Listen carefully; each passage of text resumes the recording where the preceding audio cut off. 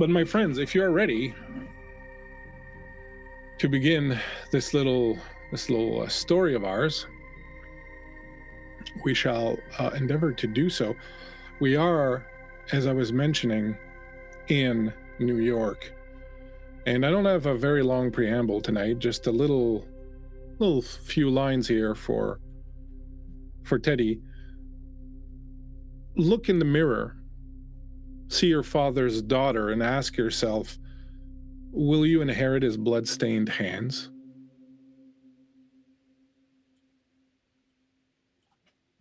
"7-Eleven, just outside of Schenectady. It's quiet. The lights have gone out. No one's gone in or out for the past few minutes. The front door opens. A Miller Lite can rolls out. And out steps Carter. How much of a mess are you? Well, I would say he's most definitely full mouth, partial nose, front of his chest, very much Memphis barbecue style. You look around, belch, scratch yourself a little bit. Look over to the left, and you see what you've been looking for, what you stopped here for in the first place, in fact. A phone booth. One of these sons of bitches still work. In the process of going over, he swings by the window washer station, grabs a handful of the paper towels, and just starts wiping his mouth off as he's walking over to the phone booth, just dropping them on the ground as he goes.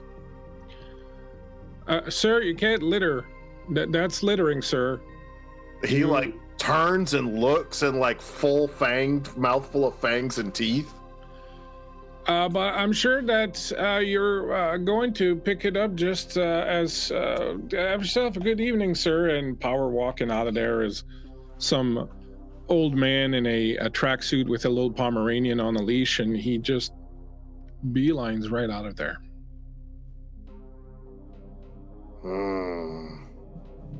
That was a little dog.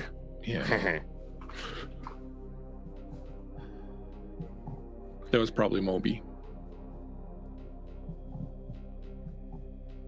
Yeah.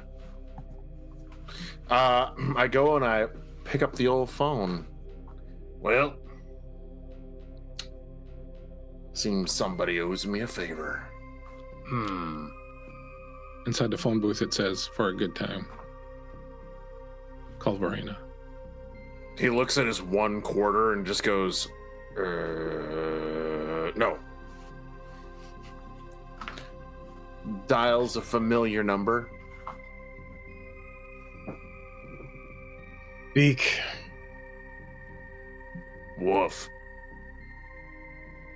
Might need a little bit more than that.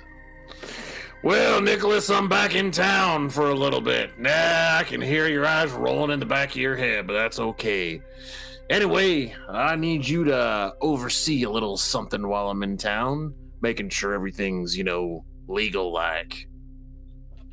Mr. Fitzgerald, what an absolute pleasure to hear from you again. No, it's not. Quit lying. What is it that you need this time? Oh, I'm gonna kill my kid.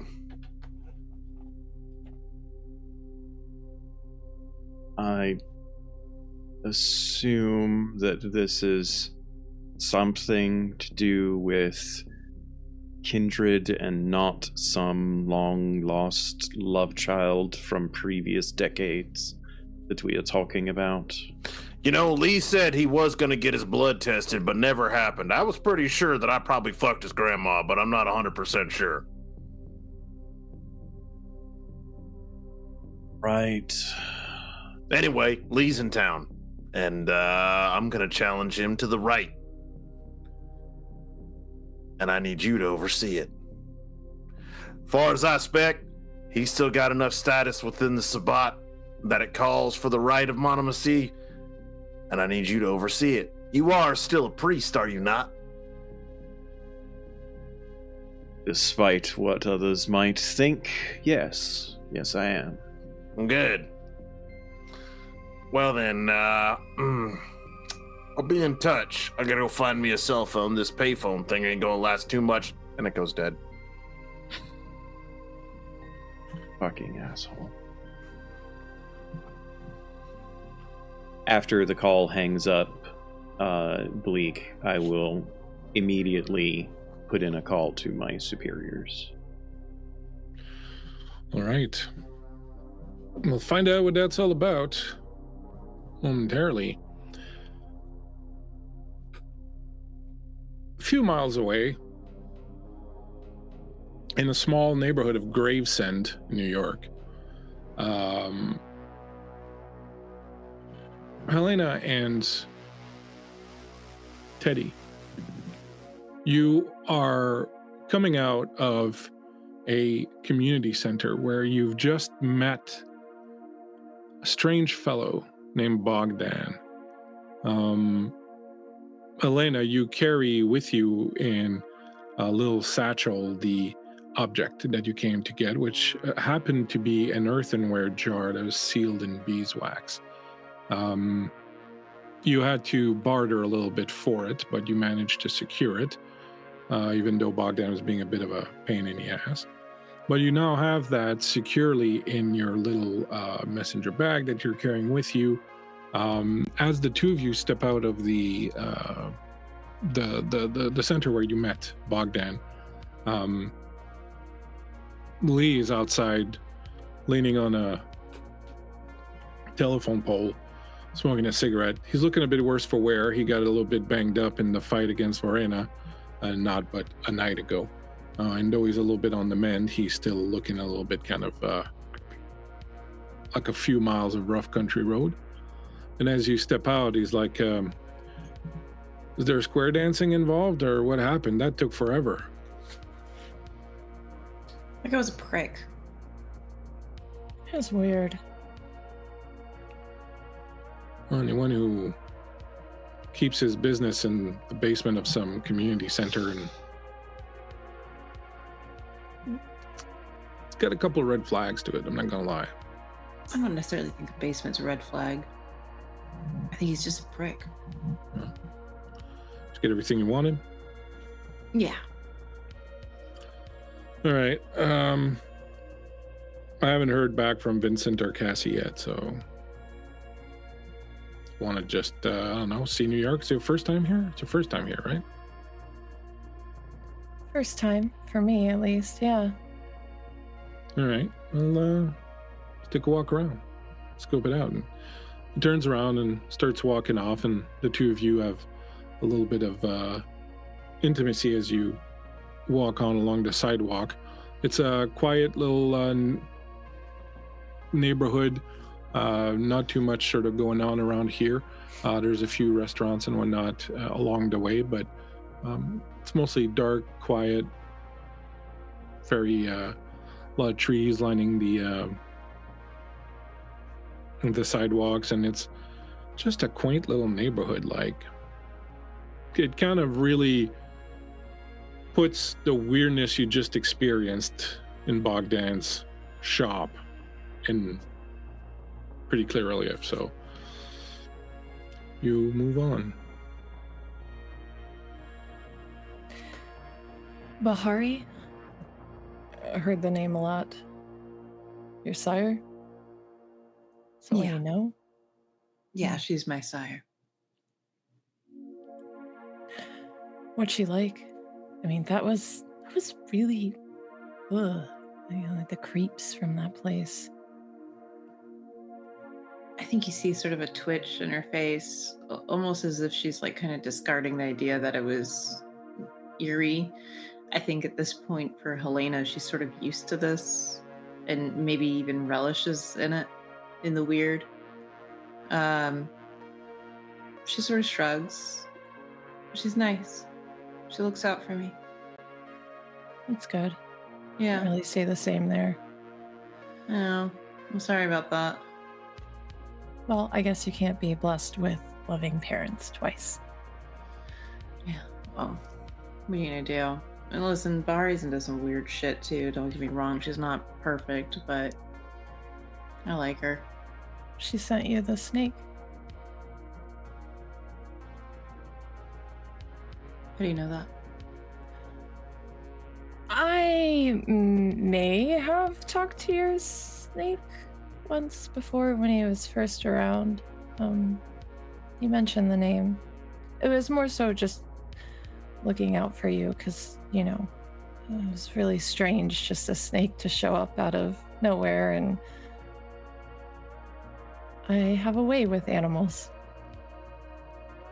What else did the snake say? Nothing really. I just asked him where he came from, and he Oh. said the name Bahari, but Yeah, he was a gift from her. You know, it makes sense now. Looking back on it, I was confused why it was a snake, but knowing Bahari and knowing what I am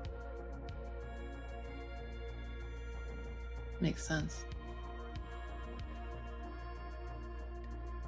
at least you have someone on your side watching your back.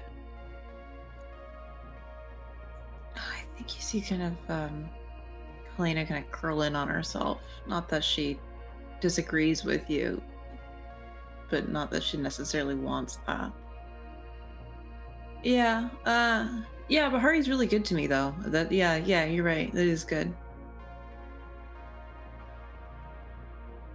But Hey, look, we had to do some weird shit tonight, and the mood just seems off, and we should have some fun while we're here. fun. What do you think is fun, Teddy? Okay, don't laugh at me, please. No promises. I cannot be held to that sort of standard. Go ahead, but spit it out. Have you ever heard of Coney Island? I've read a book once. Yeah. Okay, so, you know, I grew up rural, and we had fairs and stuff like that, and the county fair was kind of like a big deal every year, but I would see Coney Island in magazines, and I've always wanted to go, and I really, really want to go. Can we go? It would be super fun. I think Helena takes your face in her hands. I need you to know that in this moment, you're the single most precious thing in the entire world. You're so cute that I want to crush your skull because of it. It's like cuteness aggression, you know? Can you do that? You want to find out? I don't think I want to now. Let's go to Coney Island. Yeah! And she kind of like skips forward and like shoves Lee a little bit, like playfully. Hey, What? hey, What? you are taking us to Coney Island, right? Right? You want to go to Coney Island, right? It'd be so The much fuck you want to fun. go there for? Why wouldn't you want to go to Coney Island? I mean, fried food, big stuffed animals, duh. Which you have to People? win me one. I have to win you. A stuffed animal. Yeah, obviously. It's like written in a book somewhere, I'm pretty sure. I might have to win one for you too, Right. Elena. I don't know if they have stuffed snakes though. They might. No, but I kind of want to play one of those goldfish games. I like getting the goldfish. Have you never been to fucking? Oh, what kind of sheltered life have you lived? Me? Did you grow- Yeah, did you grow up in like the country or something? Yeah. Duh. Where have you been? She just like stares at him. We had like, county fair. That's pretty exciting, but like it's Coney Island. Why are you acting so weird? It's Coney Island. I'm just like, it's just such a touristy thing to do. Lee, might I interject? It might behoove you to listen to what the pretty girl wants to do.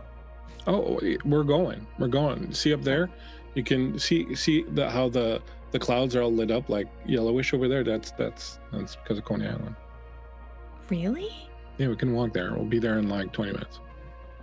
Okay, I'm so excited. And she kind of like skips ahead a little bit towards the light. And when you do that, Lee looks at Helena and goes, sometimes I kind of tend to forget that you haven't been at this for very long. Yeah, and I think that everything that's gone on with Teddy, I think is the right move to and let her indulge in that. Wouldn't you think? Now, if this can bring back a little bit of semblance of normality, or a little bit of wonder, I'm all for it. Let's go win some stuffed toys. Thank God I'm a crack shot. Actually, I'm a really fucking terrible shot. I'm not gonna lie. Maybe you should try the goldfish game. That's the best What's one. the goldfish game? Where there's like little rings, and then you get like a little fishing pole, and you got to get so many rings out, and then you win a goldfish. But she wants like a stuffed goldfish, or like goldfish, like the candy, like the animal, like a real a real goldfish. Yeah, it comes in a plastic bag, and then you have to put it in the tank and let it acclimate to the water. How many of those end up in the fucking toilet? I don't know. My grandparents always took care of that part for me. Now you'd probably just feed them to Gilgamesh, right? No, I have Gil on a very specific diet. I don't want to. You probably shouldn't. I think while you guys are talking, she's like bouncing ahead and then like stops and turns and looks at Lee very, very seriously. Can I still enjoy a funnel cake? I really want. Oh my God. I don't see why not. Yes. I'm probably going to have a giant pretzel, I think. That's a good choice. Salt. I like salt. Yeah. Maybe with cheese dip. Ooh. Oh my God. Yeah. All right, let's go. I want to go to Coney Island now. Let's go. Meanwhile, Lena's like, I'm probably going to enjoy a little soul. Helena just wants a beer. That's all she wants. I'm like, there's a tear in my beer. Whilst you are skipping and happily and merrily heading on over to Coney Island, where does Nicholas live, Miko? What kind of neighborhood? Nicholas lives in Queens, in a fairly nondescript little brownstone that is very rundown, pretty poor neighborhood. He, generally speaking, lays low, but on some nights like this one, where he has tasks to do, he goes into his closet and retrieves some of his previous attire from maybe previous life, where he had much more significance, we'll say, in society. And how do you think the neighbors reacted to Pork Chop Express fucking pulling up, engine brake and all, right in front of your brownstone? Oh, I don't think that Nicholas would have allowed that. I think he would have waited for the phone call to meet Mr. Fitzgerald somewhere. Okay, whatever. However you would have organized it. How would you have organized it then? Where are you meeting? What's going on? Tell me. Where would you have Nicholas meet Carter? At his house.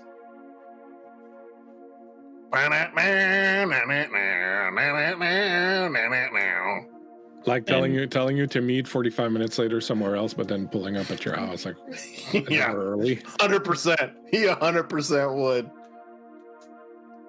Nose never forgets.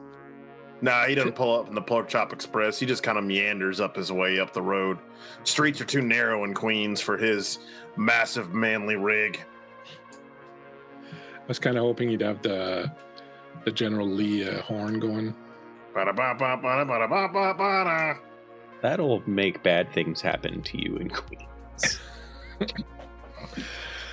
You meander on over to said little address where Nicholas lives, and well, you knock yourself on the door, Nicholas. You open the door, and there he stands. He has a little bit of blood in his beer. Should have known that you wouldn't respect such things as this. Surprise, tight ass! Haha! Let me make something perfectly clear to you, Mr. Fitzgerald. Yeah, what's that? After tonight, there is no more debt. You understand me? Well, I'm inclined to agree with you, but also know that you being indebted to me keeps the Black Hand from coming and, scalping your ass. But that's neither here nor there, I suppose. But let me be perfectly clear to you then. Okay. The Black Hand is no longer my concern. Oh, all right then. They have other matters to tend to. And so this evening is done because I honor my debts, unlike some. Oh, I honor my debts. And he steps to the side and puts an arm around you in a semi-headlock kind of thing, and you can smell the stale beer coming off of his breath, and very much the smell of dried blood in his beard. You know,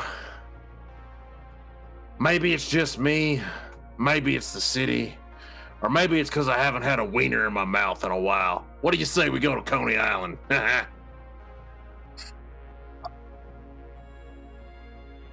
You almost did it again. Did what? Why Brooklyn of all places? They got the best pizza. Debatable. But that doesn't matter anyway. Brooklyn? Well, I figure if I'm going to slaughter Lee and paint the town red, Brooklyn's less likely to notice. Fair enough. I assume that you do not have potential transportation suitable for this arrangement and that I must make a call. Yeah.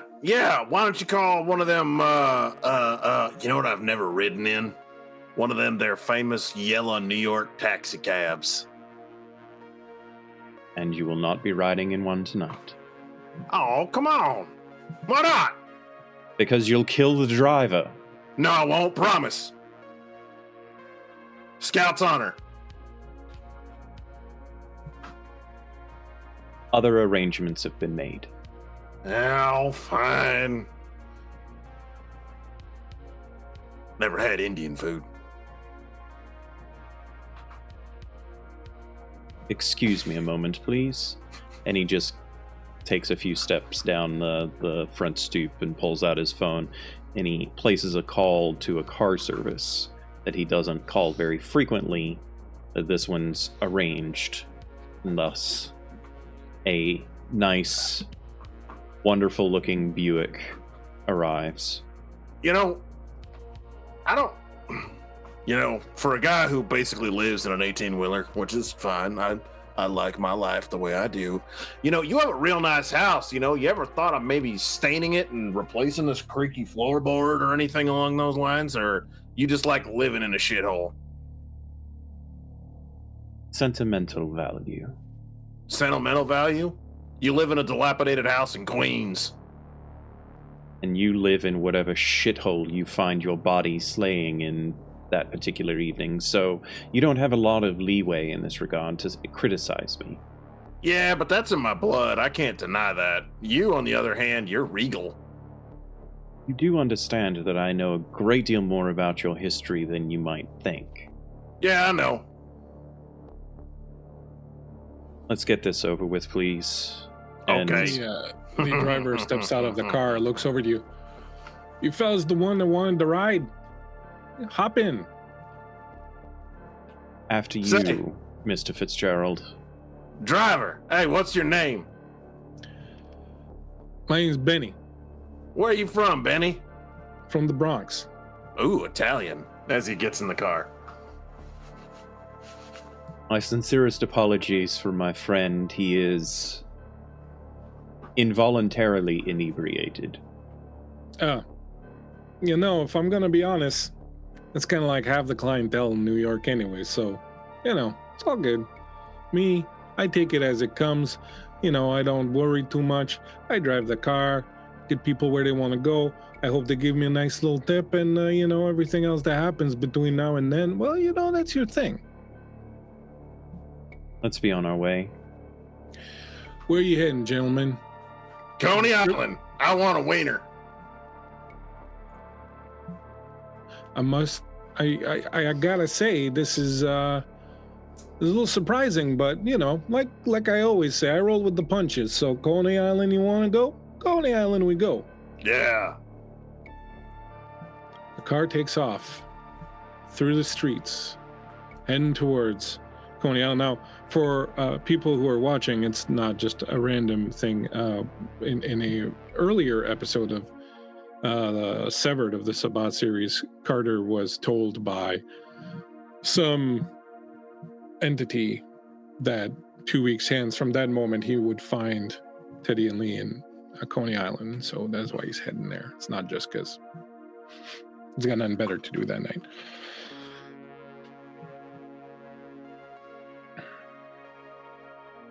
Coney Island. As you approach, the neon light is flickering and dancing everywhere. It's painting the entire night with this kaleidoscope of colors. They're reflecting off of the ocean nearby, off the glass of the buildings, off the puddles in the street. You get that salty breeze coming in off of the water, and it's carrying with it that scent of carnival treats, the cotton candy, the popcorn, the hot dogs, all that stuff, all of that mingling with that you know, tang of the salt. It's a bit of a sensory overload for you, Teddy, as you kind of take all of this in, all the lights, all the sound, all the colors, all the smells. It's just sort of washing over you, and for a moment you are taken back to those county fairs that you used to visit, except that as you approach this place, it's kind of like 30 county fairs thrown together, 50 county fairs, 100 county fairs. It's fucking county fairs on steroids, on crack cocaine, and on everything else all at once. In your mind, you knew it was going to be bigger, but as you approach it, you realize how much a set of pictures in a magazine leaves out. And it's a little overwhelming to you to see so much of everything kind of all at once. The boardwalks are stretching out in front of you. There's stalls lining there, and they're selling, you know, glowing little trinkets, little ropes, little robot things, fidget things. They got classic boardwalk games going. You hear music, you hear laughter, people talking everywhere. And once in a while, you'll hear that roar of a roller coaster nearby as people come by screaming, and the sound of the metal and the vibration of the entire contraption just sort of resonates through the air. You'll hear the bing of a game of chance, or you'll hear, "We got a winner," or some balloons popping, or some people going, "Oh, better luck next time, buddy. Step right up, step right up." You join a throng of people that are wandering about. You're taking in these sights, you're taking in the sounds of this iconic place, and you realize that it is probably the most iconic place that you used to dream about, that you used to see in the magazines and the movies and whatnot, that you've ever visited. Like it is really sort of a standout experience for you. You see couples everywhere walking hand in hand. You see children skipping ahead. They got, you know, their eyes wide with wonder as they're taking it all this in. And Elena and Lee, that's probably kind of what you're seeing also a little bit in Teddy as she's moving forward through all of this. There's rides up ahead. There's lights blazing against the night sky. There's this giant Ferris wheel that's standing there. Just this tall, majestic thing. It's moving slowly, people in the little gondolas. And you can only imagine the view you would get, the panoramic view of the city you would get from atop this giant Ferris wheel. You watch transfixed for a moment as a father hoists up his younger daughter, his little young daughter, and he puts her on his shoulders. He's walking with her. He's holding up her cotton candy so that she can eat it, and she can't use her hands because right now she's clutching this big stuffed puppy that he just won for her, and the two of them disappear, being swallowed into the crowd. You are in Coney Island. What do you do? I think she turns around to Lee and Helena. What do you guys want to do first? Well, there's rides, there's games, there's people watching galore. Spin around and pick.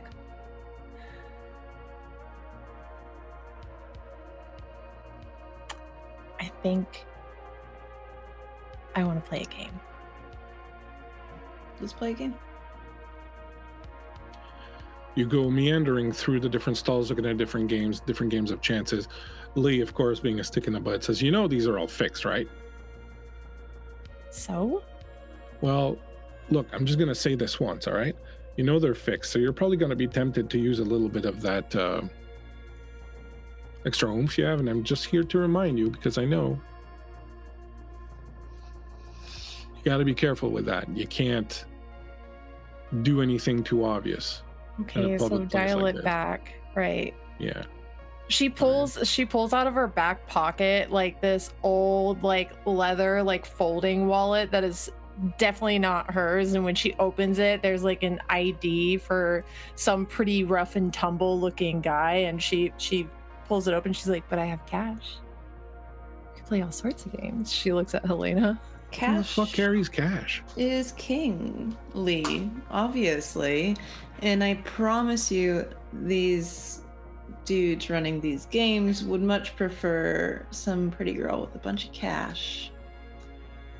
Oh, you mean my ass with my Visa credit card? They're not going to be happy with that? No, but I could probably... that's his kind of place. No. We could probably get an advance on something. Well, so look, how about this? How about you pick a game, decide what you want to play, you go and play it. I'm going to go and get us some munchies, and when I come back, I'll actually win at the game for you. Teddy, hear me out. We find the goldfish game. Yeah, okay, whatever you want to do. That sounds great. You get free live goldfish. I could talk to it. Exactly. I don't feel like it would have anything nice to say, though. Or it might have really silly things to say, or really funny things to say. Mean things might be funny, too. True. I did read somewhere that goldfish only have a 5-second memory or something like that, so it might be quite impossible to talk to them, but we could try it. We can certainly try, plus free goldfish. She looks at Lee before he walks away. You're winning me a bear, right? Is a bear what you want? I mean, unless they have a wolf. They might have a wolf. I don't think they're going to have a coyote or anything, but they might have a wolf. Yeah, well. All right, I'm gonna get a pretzel. You want a funnel cake. And Elena, you want a couple of goth kids? I'm good, Lee, thanks. All right. Hey, why isn't Hayden here? I think he'd have a fucking lot of fun in here, don't you think? And he disappears into the crowd. I should probably call him. After we play a game, though, right? Oh, I'm not calling him tonight. Okay, good. But I should probably call him. Let's go play a game. I didn't know you guys were serious like that. I thought you were just fucking. We're just fucking. Okay. What did he mean by the goth kids thing? I don't know. She kind of... To be honest, he was just referencing the fact that you have a lot of goth kids hanging around. He wasn't referencing anything specific. He was Can I be 100% honest with you? I think that would make Helena shake in her boots a little bit. She'd be like, what? Yeah, no, it's cool. I just wanted you to make sure that you knew that it wasn't bleak, using information that the character wouldn't have. But No. Yeah. But yeah, that I think you'd see Helena kind of like, ooh, what do you mean by that? What do you know? She wouldn't say that out loud, but she would kind of panic a little. Are you okay, Helena? I'm fine. Just thinking about the weird Hayden stuff. Let's play a game. Yeah, let's play a game. I'm excited. Goldfish. So you will go out, play a couple of games. My question for you is, do you attempt to, at some point, surreptitiously use some of your more advanced abilities, or do you just kind of play it cool? I think that Teddy can't break the habit of being a very good girl and listens to what Lee tells her and the warning he gives her, and she does not try to step out of bounds. Old habits die hard. Yeah. Elena? I'm a bad girl. I think just for funsies, every once in a while, she'll use Eyes of the Serpent on people. Okay, so Just very glancing at them. Just for shits and giggles. All right, go ahead, Teddy, and give me a dexterity, and let's call it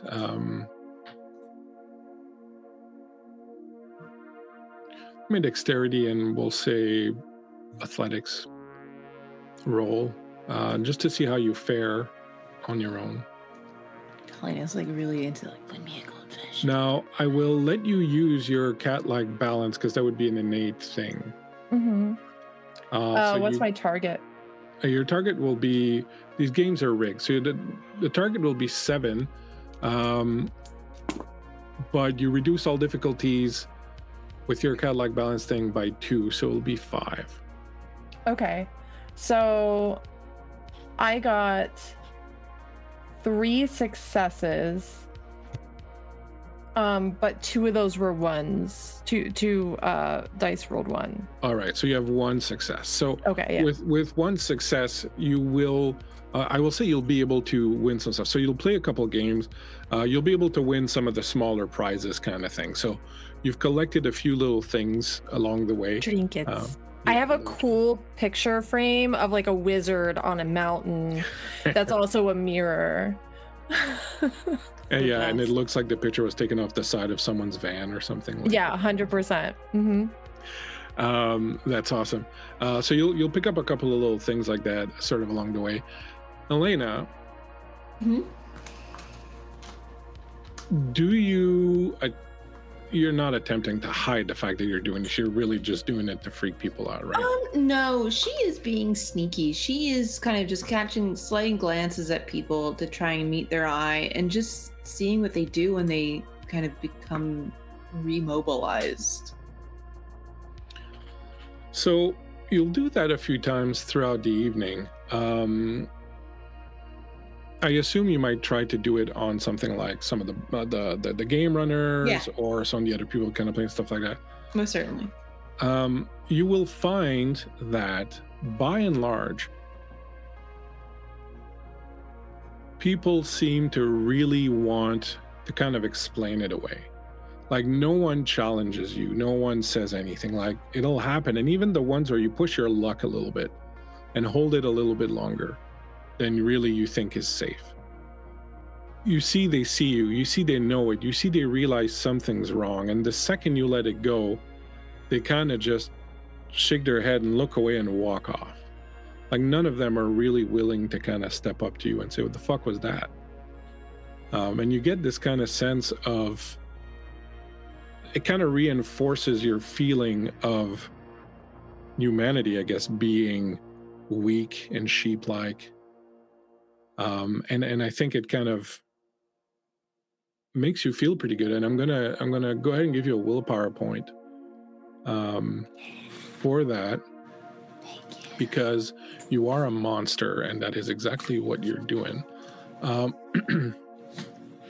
I love that. And I think if Teddy were to look at Helena at any point while she's doing it, I think you see this great sense of like glee kind of like gleaming off of her.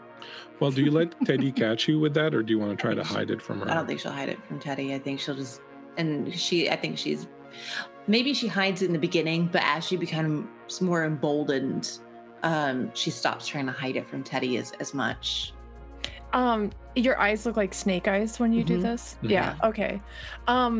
I feel like part of me, I want to say that Teddy looks at you and sees that you're having fun, and because she's so overwhelmed by the sounds, the sights, everything that's going on, all the passing people, all the lights, that like it doesn't even really register for what it truly is, and she just looks at you and goes, oh my god, are you having fun too? I'm having so much fun. I think she'll slowly look back at you and say, this is some of the best fun I've had. in a really long time. I wish Cassie was here. Me too.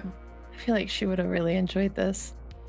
We'll have to take her sometime. Look, Vincent's got a private jet. Maybe we can go wherever we want now. Truly. Why be stuck in Chicago? Why not explore the world, Teddy? Yeah. I just think we really needed a break like this. We kind of deserve it after, all the crazy stuff that seems to just follow us all the time. Yeah, I think so. And I think she'll hug Teddy. And Teddy hugs back. Helena will give her kind of a tight squeeze. And maybe for a moment it reminds you a little bit of a constrictor. And then she pulls back.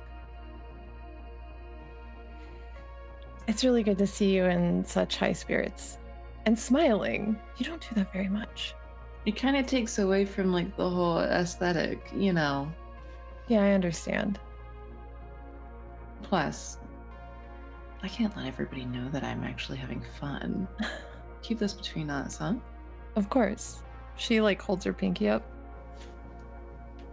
Pinky promise. Pinky promise. And they'll promise their pinkies? That's so nice.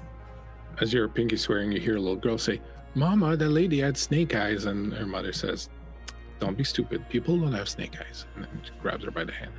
I think Helena hates kids. So she's sort of bleh.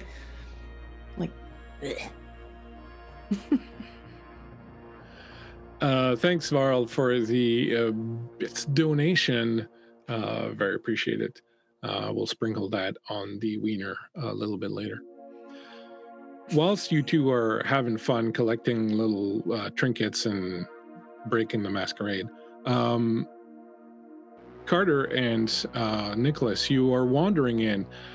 You walk into this place, and what I'm interested in from each of you, having, as I just described, getting into Coney Island kind of from the point of view of Teddy a little bit maybe, I'd be interested in the two of you kind of giving us a brief little glimpse into how your character views this compared to the way, the earlier kind of sense of wonder and amazement at this, the way it was described earlier. How would your characters feel as you follow in the footsteps of these three and walk into Coney Island? Nicholas absolutely detests everything about this place. Its brightness, the people enjoying themselves, the feel and smell of it just annoys him. But at this particular moment, he is more annoyed by his traveling companion. So he is not trying to scare people away from him and such. He's more focused on Carter.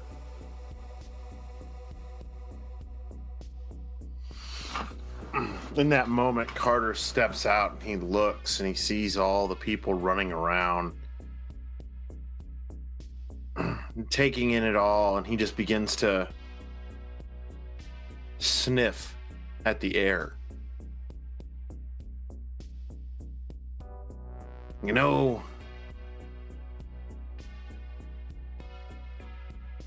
Something,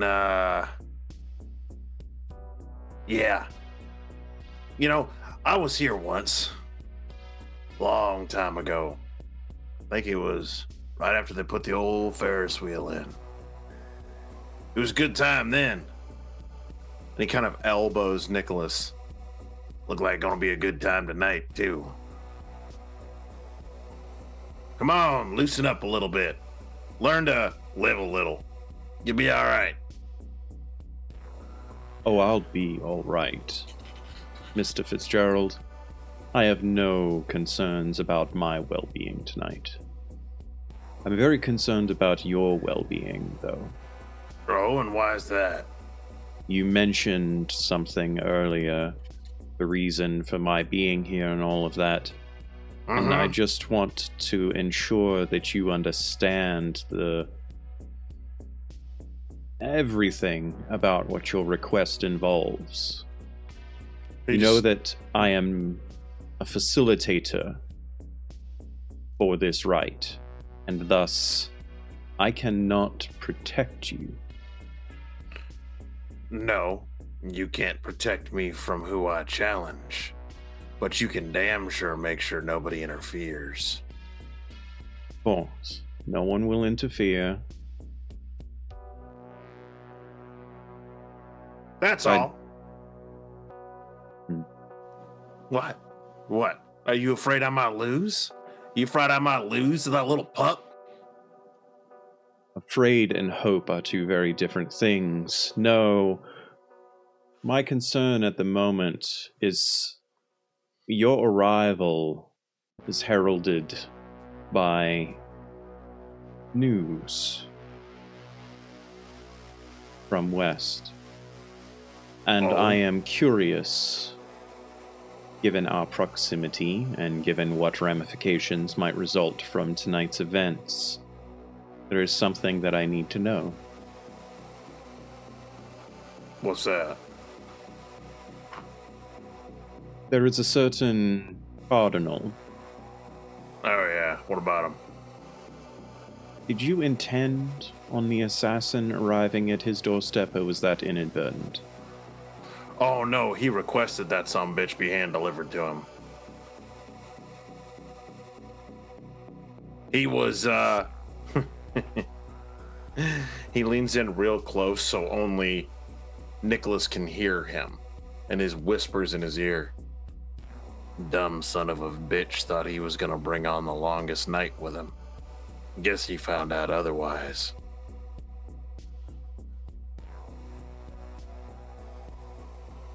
That is concerning on many levels. Not the Oh, least indeed. of which is that, from what I know of this cardinal, he is not one usually to be so unprepared against the individual that caused him harm. Well, you know, at the end of the day, it's a roll of the dice. What was it he said? Something. No one to hold them, no one to fold them. There you go. Very well. Can we please get on with this? I assume that you have prearranged wherever it is that you are meeting your child.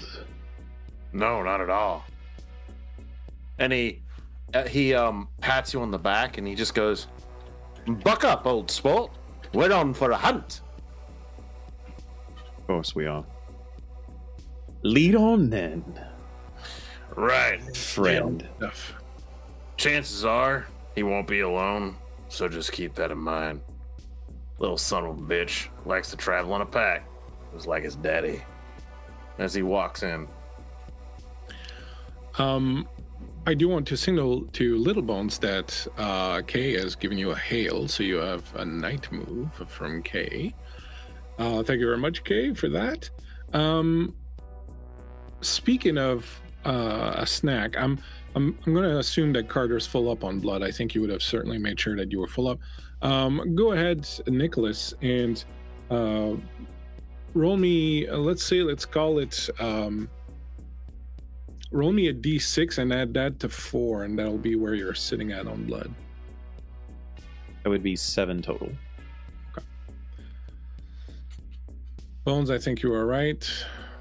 I don't know where you're at on blood, but I should be fine. yeah, lowered by 1 because you would have had to spend 1 tonight to come out. Well, I'm sitting at 7. You wander in, the two of you. The press of humanity is lessening a little bit. It's kind of getting late. The park's still open for a good hour or so, but there's already a bit less people miling about. You're walking through the crowd, looking around, trying to spot someone. Give me, the both of you, go ahead and give me perception and alertness rolls.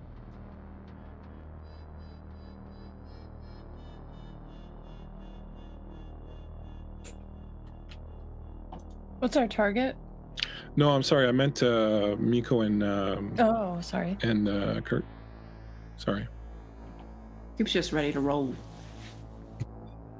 You're looking for 7s. 4 with a critical.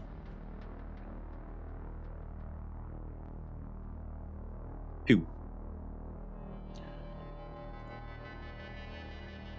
Carter, you come down one of the main boardwalks.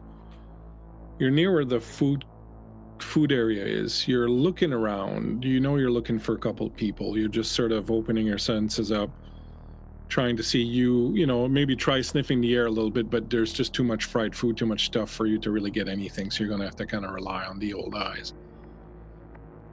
The last time you saw Lee, he was looking down at you as Birdsong was getting killed by that fucking Nosferatu scourge, as the lot of you were trying to get into the underground in Chicago.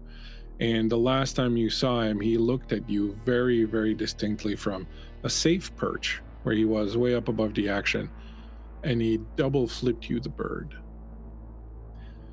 When you see him now, he's got his hands full. He's got like pretzels hanging off of a finger. He's got some funnel cakes. He's got a thing of fucking cotton candy. He's got some nacho chips. He's got a whole bunch of stuff. He fucking looks ridiculous. And he hasn't seen you, and he's kind of trying to make his way through the crowd, and he's kind of looking around.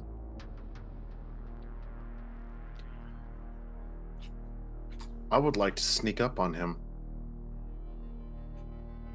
I'm going to say that you can do that successfully because he's very absorbed and there's a bunch of people around him. So he's not going to really realize. You come up right up behind him, and once you get a couple of feet away from him, you can finally pick up his scent. And it doesn't change. It's still that same scent that you've known now for so long, but there's a different little note to it. Something you can't quite put your finger on. But as you step close and take a good whiff, you remember that smell. You remember that smell that night at the gas station when you ripped the door off the fucking car and the dog attacked you, and you got rid of the dog, and you came back and you put your head in the back of that car and you saw this very scared little girl cowering in a corner, and that smell just hit you full in the face, and you get a very faint note of it now on him.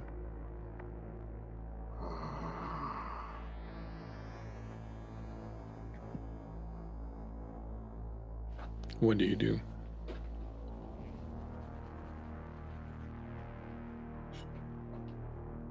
Run. You see him straighten.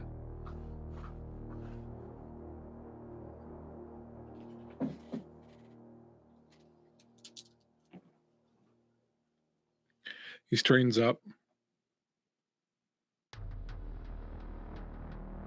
He just turns his head, looks over his shoulder. Fuck. Don't And worry. I'll give Yeah. you a 3-second head start. You see for a moment, you can tell that his first reaction is to throw everything he's got in your face.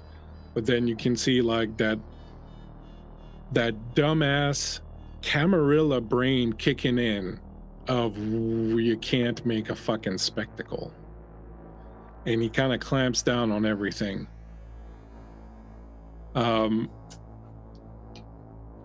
Miko, can you do you have any stealth, Miko? Yes. Are you no, you don't have to roll it. Just tell me, are you trying to not appear to be with him, or are you kind of standing? I just want to see if No, I'm Lee's standing gonna there realize- right behind you're right him. in there with him. Yes. Okay, so As a he matter of looks in- fact, I think I would command him to run if I see him start to hesitate. Okay, go for it. So that's my Uh, manipulation plus intimidation. What's his willpower? His willpower is 5. Oh. 4.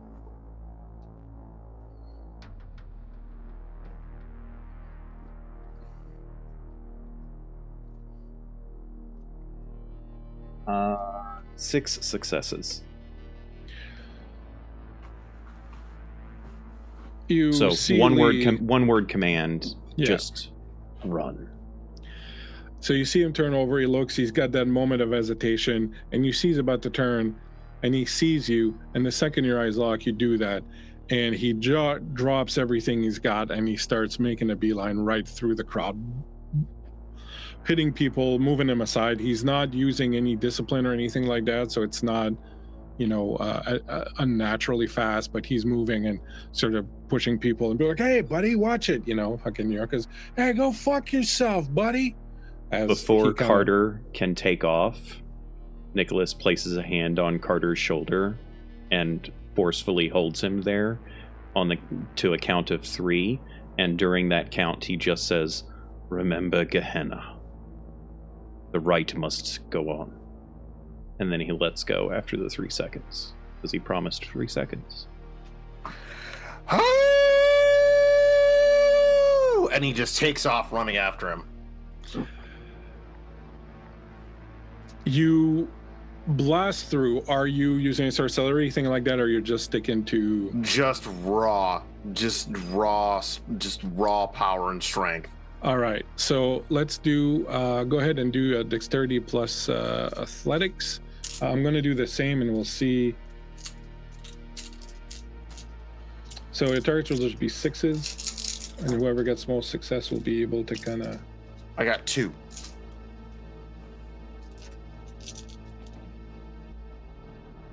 He always was a bit of a fucking slippery motherfucker. You're following him. You're following his trail, basically. He kind of disappears, but you're like seeing people that he's kind of pushed out of the way and whatnot. So you're kind of following in his wake. At this point, I'm going to do, he would try not to go back to Teddy and Helena, but he has no fucking clue where they are. So I am going to say that in a crowd like this, I'm going to give him a 30% chance to stumble on you. Okay.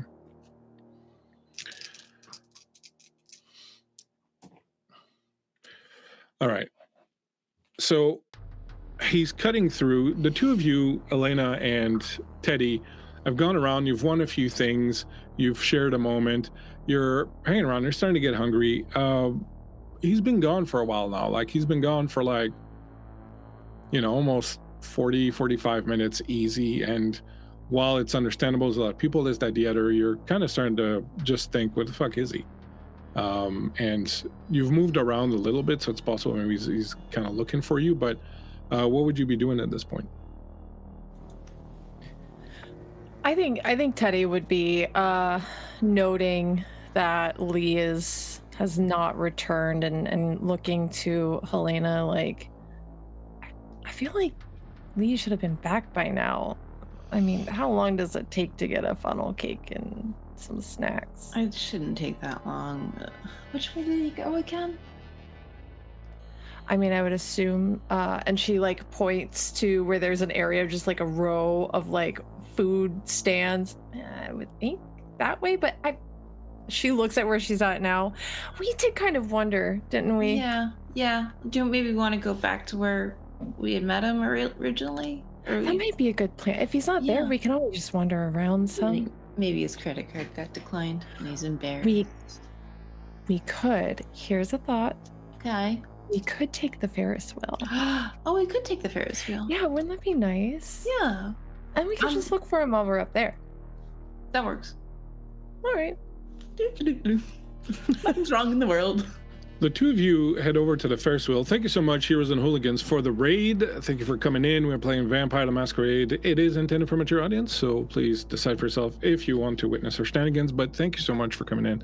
We greatly appreciate Hooli and the Hooligans. Hooligans we are also. So, between hooligans, we appreciate each other. You start heading off. You get to the Ferris wheel. At this point in time, there's it's like the last lineup. It's kind of like last call kind of thing. There's not a lot of people left. You manage to get in line, get some tickets. You're looking around. You still don't see him anywhere. You climb aboard the Ferris wheel and you start going up. As the Ferris wheel goes up, you get this fairly breathtaking view of the city as you reach the top of the Ferris wheel. You're both sitting there. The wind is nice and warm tonight. You're really getting that air from the water sort of coming in, and you can see laid out in front of you the vastness of New York and the lights. And you live in Chicago now, and Chicago is a pretty big city, but there's something magical and mystical about New York. It is truly unlike any other city in the world. And as much as Chicago itself is fairly impressive and it's a big city, it is not New York. And as you climb up and start seeing the Empire State Building and a lot of those iconic things, especially you, Teddy, that you've seen in movies and magazines before, you really kind of feel this sense of magic that comes with seeing this place for the first time. Meanwhile, downstairs, Carter, go ahead and give me a survival. Give me a perception and survival roll. I would let you also give me streetwise if you prefer instead of survival. I assume, Nicholas, you're just following. I'm following the chaos. Okay. 3 successes? You are muted, by the way. I think he said 3 criticals. Oh, okay. 3 criticals. Awesome. You have 0 problems seeing him, and what you're realizing is that he's trying to get out of here. He's kind of run around, and you see he did a bit of a detour to avoid going by where the games are and all that, and he kind of cut around to where some of the Jennies and the power equipment sort of are and things like that, and he's kind of cutting around that area. He jumped a fence and he's kind of disappearing in the back, but you keep an eye on him, and he's going up. There are kind of like these tiered levels there that are meant to that have like trees and whatnot sort of planted in them, and he's kind of climbing through that and sort of trying to get back out towards the city via kind of the back of this thing, and definitely making an effort to leave behind the area. You have no problems sort of following him and reaching up to him. Miko, when does the dominate fade? Oh, it fades. Well, right away, I got a lot of successes, so that extends the duration. But I think that once Nicholas is in sight of them again, if he still feels the domination, he would exude it and just let it go. Okay, so you'll follow him as he kind of runs up. You end up in this area that's sort of in the back, and it's where a lot of the trucks are. And like I said, there's generators, there's trucks, there's a couple of delivery vehicles here, there's some technicians kind of just hanging around, some guys finishing their shifts, things of that nature. There's like a semi-trailer there, and you can see lockers and stuff in there, a couple of guys on computers, and other people are kind of hanging up their gear and whatnot. So you're kind of in the staff area in the back. There's a little kitchen area over there. You run through there, and at some point you see him stop, and he's kind of in the middle of this whole thing. There are a couple of floodlights that are coming in. There's this sort of little canteen there for the staff that's there, and there's a patio, and some people are sitting on it. There's also over there some guys that are hanging out smoking cigarettes and chatting. There's maybe 15-20 people within reasonable distance, and once he gets there, he kind of stops right in the middle of the place with the light, and he turns around and he kind of looks at you, Carter, as you approach. Lee, son of Carter, I hereby challenge you to monomacy. You forget I'm not fucking Sabat anymore, you fucking bastard. Oh, then that means you don't want to play by the rules.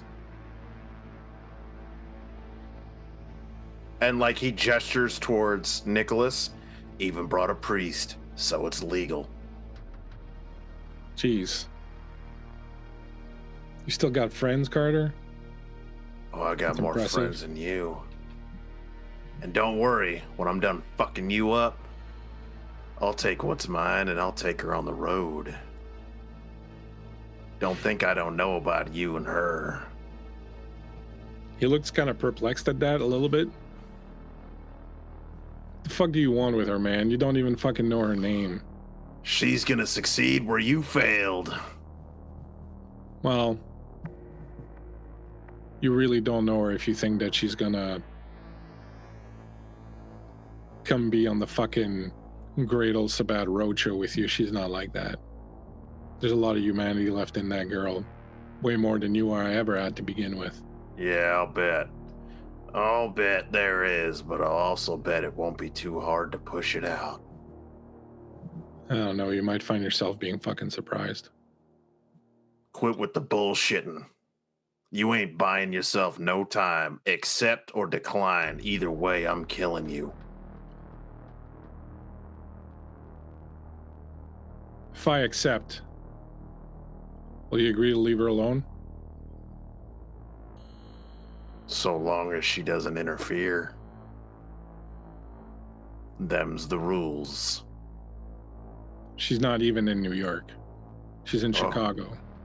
I can smell her stink on you, boy. I know she's here.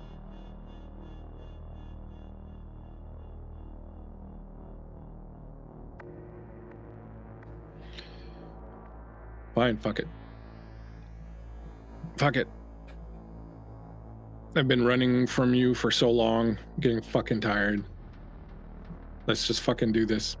But we're not gonna do it here. Oh yeah, we are. There's right too many here. fucking people around. Like I give a shit.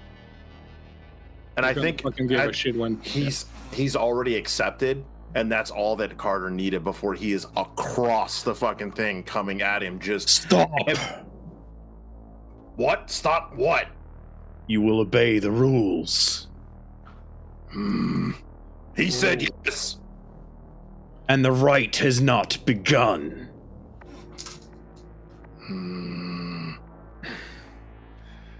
Holy shit. I never thought I'd see the day where Carter would get his leash pulled so fucking tight and it wasn't by a woman. Be careful, How's Lydia pup. doing? Like Be careful, both of you.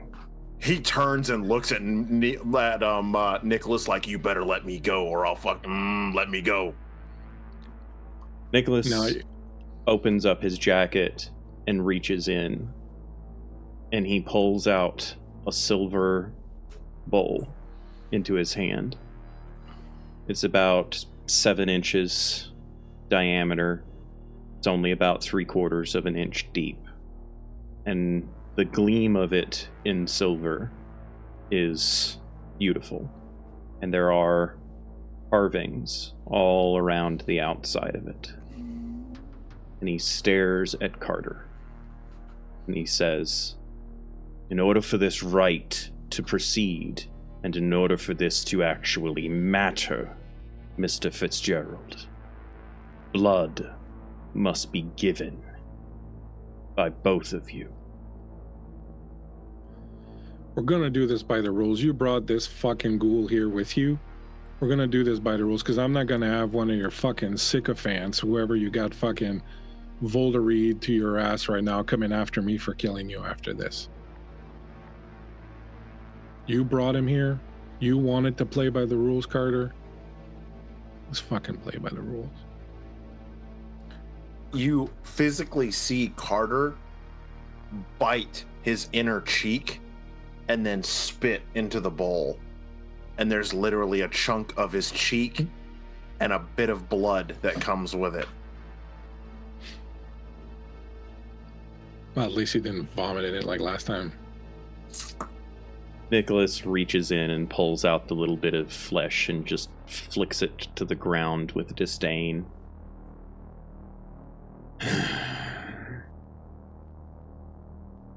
You may regret that. And then he starts walking over to Lee. As you approach, Lee's cutting himself.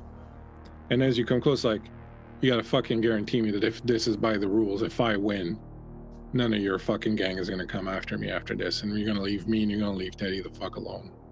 Teddy's her name, huh? Outstanding. I like it. Loose lips sink ships. You'll never know what her real name is. And that'll Sure I always be the will. difference between you and me. Young Oh, I'm pup, gonna what get is your those. surname, please? My name's Lee. Very well. Lee.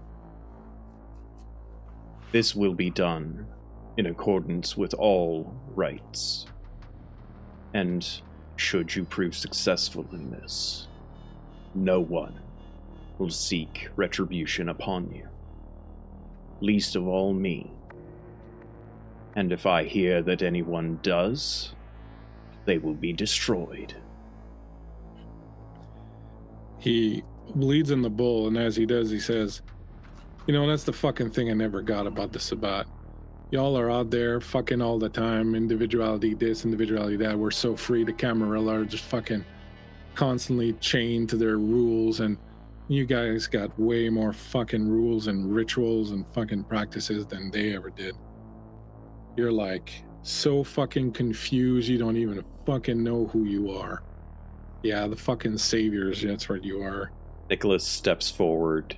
It gets within a foot of him and just stares into his face. Quiet now. Let's just fucking do this. There is a difference between ritual and rule. And Nicholas steps back, nods to him, turns and looks at Carter, nods to him, holds the bowl in front of his face, and his eyes roll up into the back of his head, and he starts chanting, "As Cain slew Abel, and thus made himself stronger, so too we cull the weak. That those who survive to face Gehenna may have the power and will to destroy the ancients. Thus is blood made strong.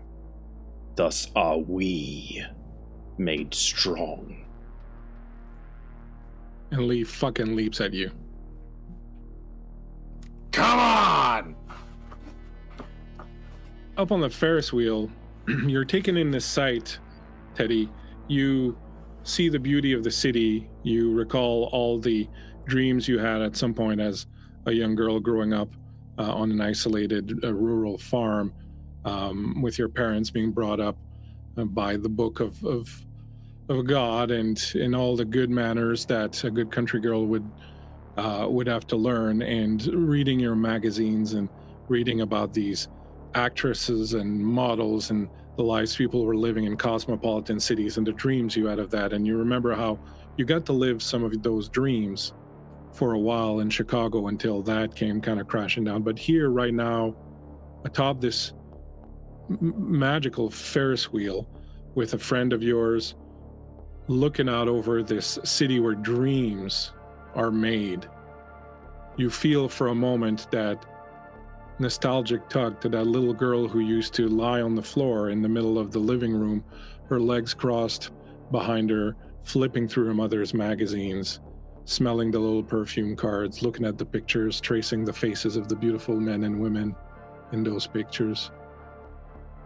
And just as this wave of nostalgia of who you used to be and the dreams you used to have and the hope you used to have washes over you, you see down there in a parking lot area behind where the food court is, you see Lee and some big brutish man you haven't seen in 6 years, a man whose face still haunts your nightmares,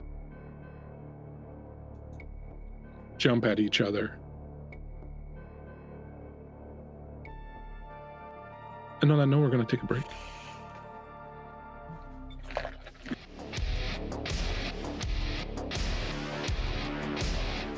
My friends, as we get back into this here, Elena and Teddy are up on the Ferris wheel, and they've just noticed that in a backlot area, two people that Teddy recognizes, of course, Lee and the man who embraced her, Carter himself, the beast that she has not seen since that fateful night some 6 years ago, where he ripped her out of a car at complete random and basically condemned her to this life of sin, this unlife in the night.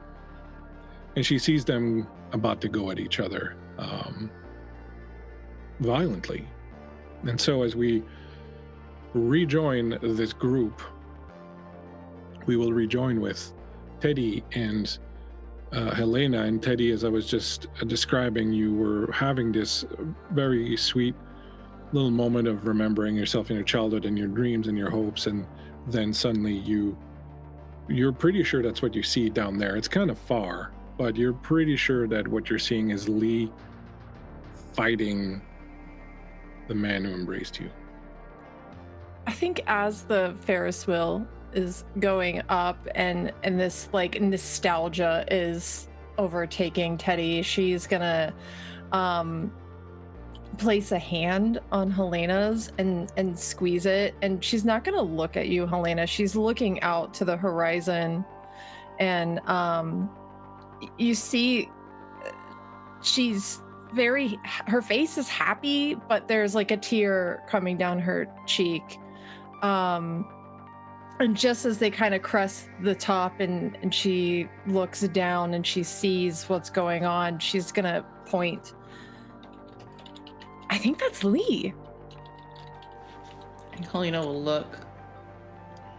It's kind of far, but it does look like it. They're kind of well lit by a bunch of spotlights. Who's that? Is he fighting someone? Yeah, what is going on now? We gotta get down there. What the hell is going on? Are we in shouting distance to the operator? You will be in a moment as the wheel slowly continues to turn. People around you are laughing, screaming, pointing excitedly at the cityscape. The Ferris wheel turns very slowly, coming down, lower and lower. At some point, you lose sight of the fight as they are hidden behind some trailer trucks that are there, and you're not too low for that. You are, in fact, coming now close. The operator is sort of leaning against the handrail and scoping out a couple of girls nearby that are wearing short shorts, and he seems pretty enthralled by that. Hey, fuckface. We need to get off. He turns around. You got like 4 more minutes. We don't have 4 more minutes. I'm gonna piss myself. You won't be the first one, lady. Not for fuck's sake. Please let us off. Wait. Can I use awe on him? You can certainly try. I would like to do that. So you amplify your magnetism. You will make a charisma plus performance roll. Your difficulty is 7. Okay. 2 plus. Where's my performance? 6. So that's 8. Oh fuck, that's too many. Hold on.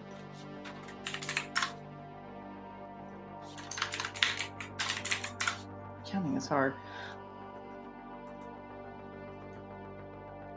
That's 6. 2 more.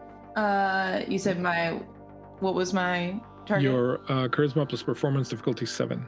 Okay, so I've got 2 successes, and the third is a crit. Oh, okay. So he's like, look, there's fine. And a couple of the people, you got like a crit and 2 more success. So a couple of the other people that are around there are like, is she an actress or something? Wasn't she the one who was in that that thing with Leonardo DiCaprio? And they're sort of like kind of looking at you and kind of, what is it about her? And the guy's like, god damn it, every fucking time. He comes over and he goes into the machine. He's like, sorry folks, won't take but a minute. And he waits until you guys are kind of at the bottom, and he pushes some buttons and pulls a thing, and the wheel comes to a slow stop, and He comes over and unlocks the door. There you go, ladies. Maybe next time go before you get on the ride, right? Thanks. Eat shit. Yes, ma'am. Literally. No, but there's Anyway, a lot I would bye. do for you. There's Yeah, a lot I would do for you. I mean, can I get your number? I'll let you ride for free. Palm to the face, and she's just moving on. You rush through the crowd and cut through, heading towards the back area. Meanwhile, back at the ranch, let's have ourselves a little bit of initiative there, my friend, as you and your offspring are squaring off against each other. So it's your wits plus your dexterity, and you add a d10 to that. 14. 14 also on the nose. Let's go with dexterity. What is your dexterity? 3. All right, he's got dexterity 4, so he's actually going to come in at you live first up. So he's going to, he's being careful not to break the Masquerade, so he's not pulling claws or anything like that up front. You can see him kind of hesitating a little bit, which probably just makes you hate him even more. But he is going to, he's going to sort of come in at you, and as you kind of come in with the claw, he's going to turn around, he's going to try to kind of grab you and sort of hold you in a bit of a camel clutch or something. He does kind of terrible at it. He's got 3 successes.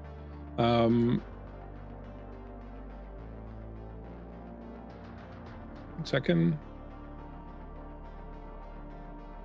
Do you want to abort your action to take a defensive action? Nope.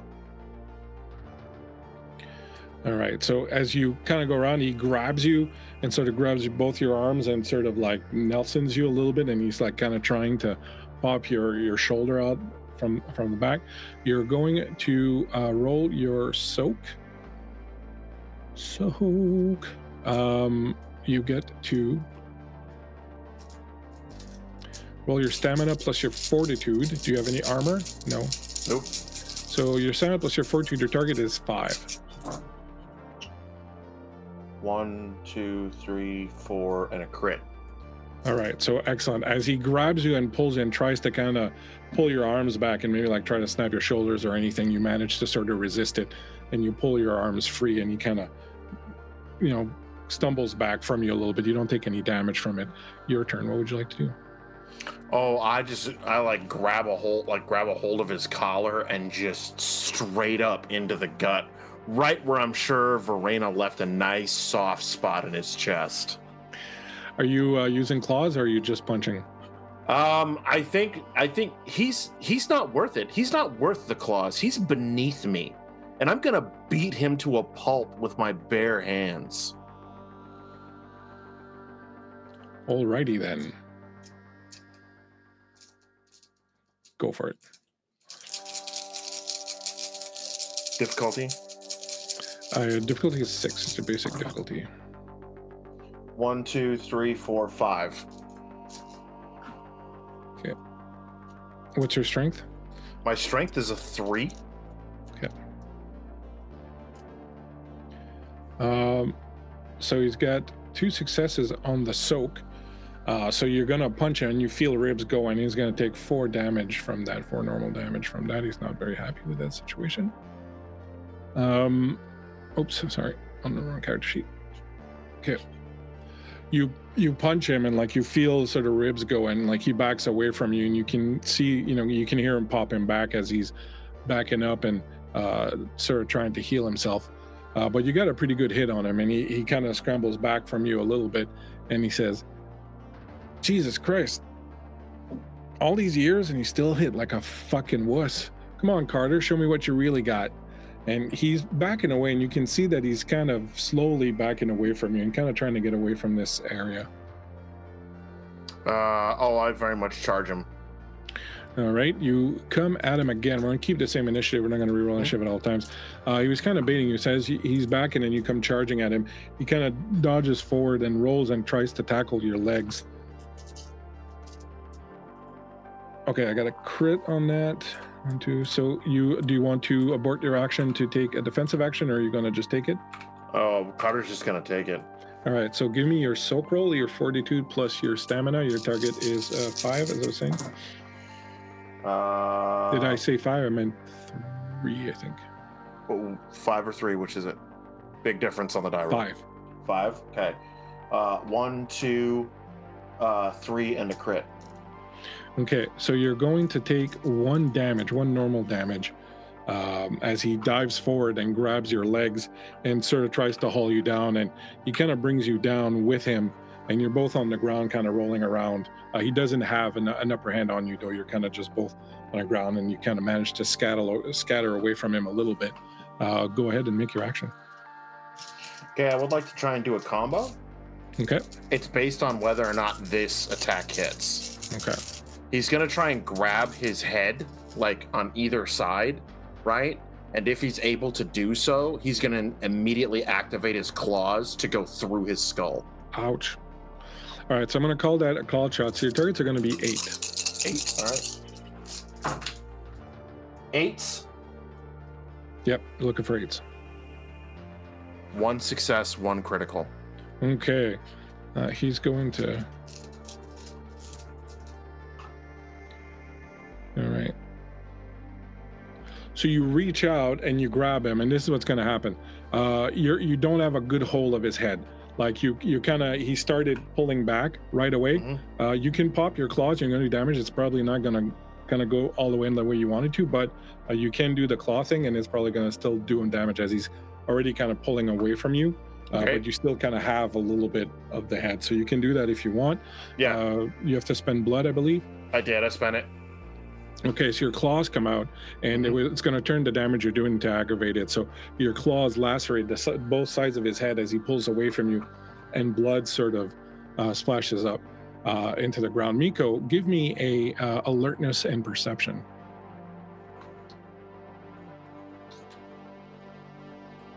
Target number?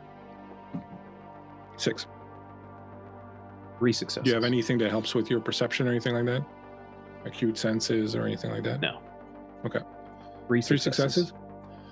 You notice that there are people that are starting to kind of pay attention. There are a couple of people on the patio that are like, what the fuck's going on over there? And, you know, some of the guys that were smoking around. So you realize that some people in the area are starting to pay attention to what's going on. Right now, it kind of looks like just 2 guys fighting.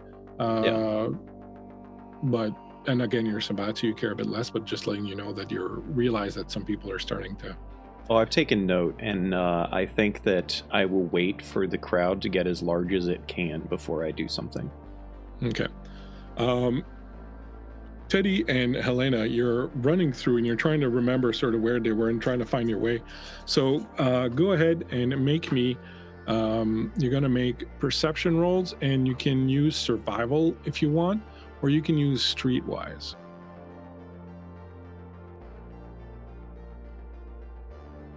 Okay.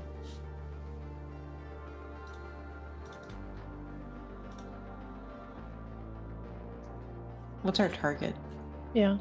Your target's going to be 6.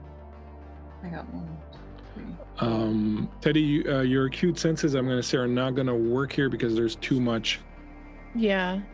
stuff going on. Like, it's going to interfere with it. So I have 3 successes. 4 successes. all right, so between the two of you, you managed to kind of get the general direction of where it's going. You jump a fence and you run back, and as you're approaching, you hear sounds of kind of a fight, and you see a couple of people already like, what the hell's going on over there, and kind of starting to walk over there as you're climbing up on the sort of little dais area and kind of coming up to where the main landing floor is. You climb up. As I said, there's a couple of people already that are starting to sort of move on, and once you get over, you can see that still a bit far away, like kind of at the other end of the parking lot kind of thing, closer to where the darkness is now, because Lee kind of backed out a little bit. You can see the two of them going at it. You come up just in time to see them kind of on the ground, both of them, and as Lee attempts to stand up, Carter reaches out and kind of grabs his head, and Lee pulls back, and you see blood shoot out and jet out in front. You see another man. Miko, would you describe Nicholas, please. You see another man standing right where they are. Yeah, so Nicholas is a man probably, I mean, by appearance, he's in his late 30s, early 40s, although his hair is extremely gray. And he's wearing very nice suit attire. And he's basically just standing there observing. And as he's observing, you can see that he is holding a immaculate-looking silver dish in his hands in front of him, and he seems to be very focused and attentive to what is transpiring in front. I'm just reading chat here. Nicholas is not a Gulu. It's just he meant it when as an Luke said that earlier. Yeah. He just meant that like as a dismissive thing, like your servant kind of thing. That's what he meant.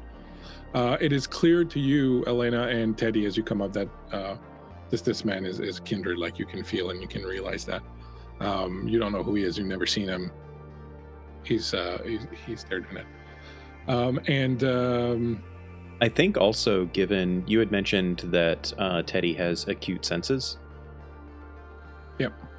I think Teddy can also see that his suit actually exudes an inky, shadowy darkness out of it. It's very, very subtle, and not something that most people would be able to see unless they got very close to him.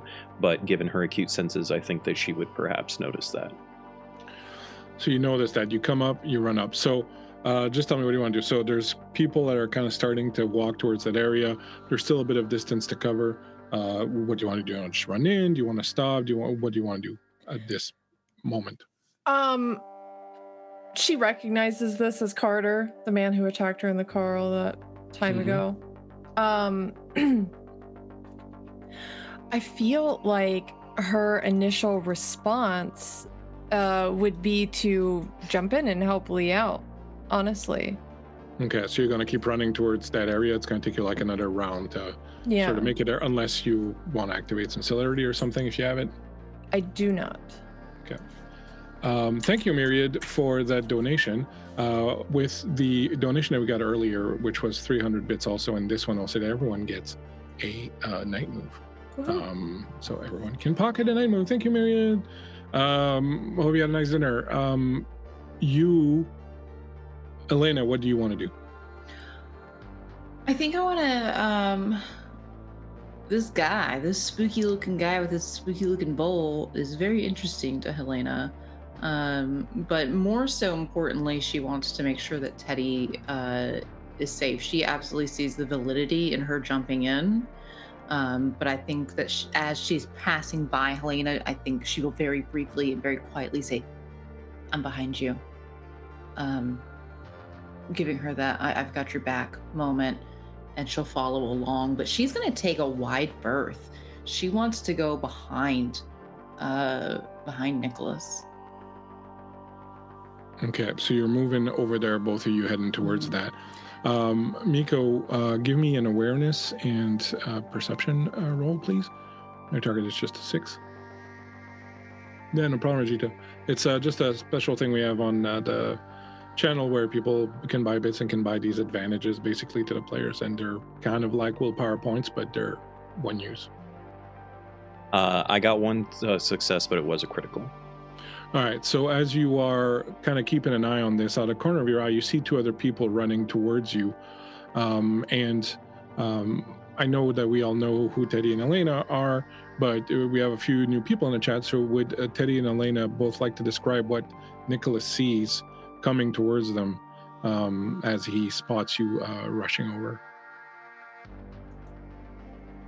You would see a very petite girl with long, messy, mousy brown hair, and she's in like t-shirt and jeans with some like sneakers on and her trucker cap, and she's pretty, but she's not wearing very much makeup. She looks a little bit homegrown would be the best word for it. Corn-fed. Corn-fed. And Elena? You'd see this very stark contrast from Teddy. She's got short, well, like shoulder length, bluntly cut red hair. She's sort of long-legged, pretty big. Again, opposite of Teddy, she is odd looking. She is very much your typical trad goth, dressed in all black. She's got a crop top on, and she has this sort of striking, unblinking look to her, almost a little bit doll-like, if a doll was found in a haunted house. So, Miko, you recognize these as kindred also as they come rushing towards you. So I'm going to ask all three of you to roll your initiative also, and we'll see. We'll put you in the in the lineup, so to speak. So I have 14s for Lee and Carter. I ask this every time, but what do I need to do to roll my? It's your wits plus your dexterity, and you add a D10 to that. Thank you. No problem. I'm going to keep 16. asking you every time. 7. And then a D10. I'm rolling my wits and dexterity, or I'm adding them. D10. And wits and dexterity plus a D10. Yeah. What's 7 plus 4? 11. Didn't you know I make all my DMs and GMs do all the math for me? Math is not real. That's a 13 for me. Yeah, right. Math is real. Okay. Don't listen to Bleak. Thank God for all these abacus. Abaci? Abaci? But seriously, I said that please would move on. work. You're At giving 16. me an aneurysm. At 16, Miko, before you have an aneurysm, you get to go. So you, the other two are fighting still. You see these two running in. Yes. What would you like to do? They're about like, they're going to be at you at the end of this round, basically. Yes. Unless they decide to go celerity, which, well, I don't think either of them has it, but you don't Right. know that. As I see them approach, my attention moves away from the fight, obviously. You had said that before that there was some people taking interest and Yeah. whatnot. Is there a decent crowd of people over there now? Well, I'm going to say that you have, I'm not going to say, I'm going to let the dice decide. I'm going to say that you currently have 7 people kind of paying attention. Okay, excellent. Now, a couple of them are on the patio of the little restaurant thing, the little cafeteria thing. A couple of them on the other side, like some technicians that were like finishing up their work and whatnot. And then like a passerby was coming back from the John. Okay, that's fine. So I would like then to use my obtenebration, and I will summon a shroud of night around, and I'm going to create this immense pocket of space for the fight to take place, as well as for Teddy and Helena to be approaching and to see.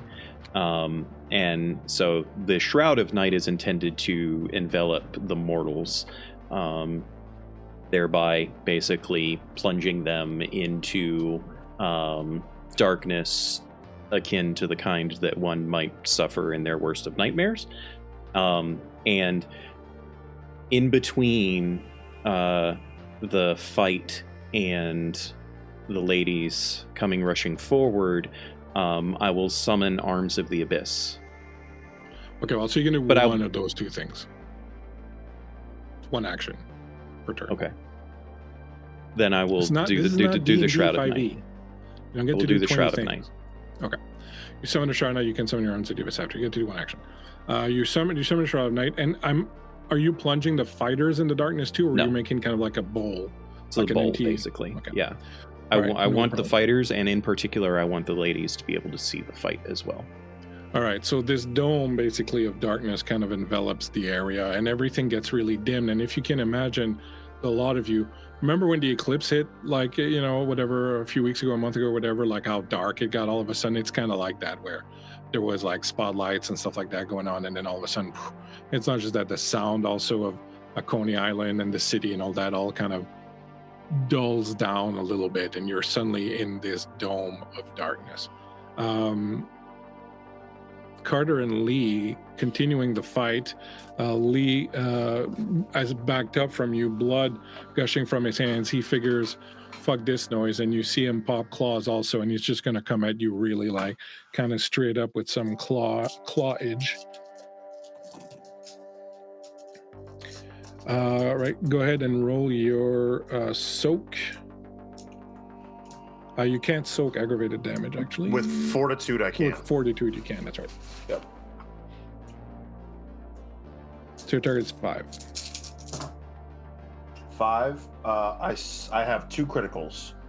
All right, excellent. So you're going to take 1 aggravated damage as the claws. You're kind of going to move out of the way a little bit, but he'll still kind of get you and rake you down across your beer gut, letting all that Miller Lite just fucking roll out of there. High Life, Miller High Life. High Life, the champagne. The champagne of beer. Champagne. Don't fuck it up, Blake. It's your one warning. Do you know what you call Miller High Life that's not made in Miller County? What? Budweiser. Oh my god. It's a double whammy joke. Double whammy. So Hey. he is going to like in that moment, I assume you said like he's kind of like coming at him like to like spear him, right? No, he literally just kind of sort of, but he just kind of lunged forward and Okay. went at you with the claw kind of thing. All right. So Hey Christian, just so you know, I did have to actually make a manipulation plus occult roll for that. Okay. And so I got 6 successes on that, but in order to do the volume of what I needed to do, I probably would have also needed to spend a night move. So I'll do that to Okay. make it legit. Excellent. Legit. can I use a night roll is it a night move to re-roll a die or re-roll a roll? A night move allows you to either negate ones in case of a botch or negate a botch, Yeah. or buy an automatic success.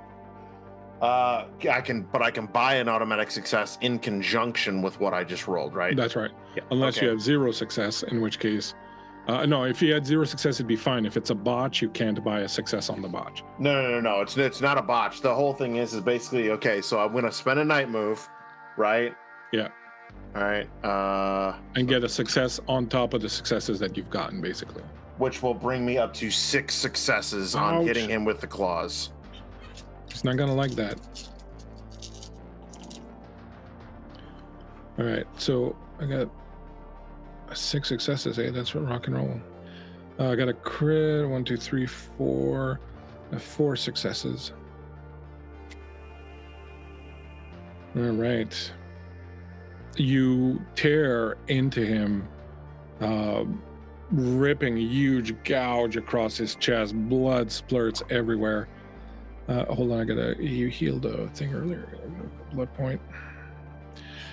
He was already wounded from the fight with Vorena, so he kind of stumbles back and hits the ground, and he's like down, and he's just bleeding profusely from his chest, and he's not sort of able to move right now. At any point in time, by the way, guys, I know we're in an initiative, but at any point in time someone wants to just say something, Oh yeah. you can just say something. Just tell me, and we'll just say whatever you want to say. Like, You're just a fine. pale imitation, son. Don't worry. I'll be sure to wipe my ass with your ashes. And then your sister's next. and on those Thanksgiving words, Teddy, you are coming up. You noticed the man that was standing there saw you, and then with some gestures, darkness came out of him and sort of created this dome around you. A little bit further down, you saw Lee get a lick in at Carter, but then Carter just retaliated and like ripped him right in half, and now he's on the ground bleeding profusely. You And I can also get to add that there are screams from all of the mortals in the darkness surrounding us just for a Yeah. little ambiance. Very likely. So here's the deal, Creep. You can get there,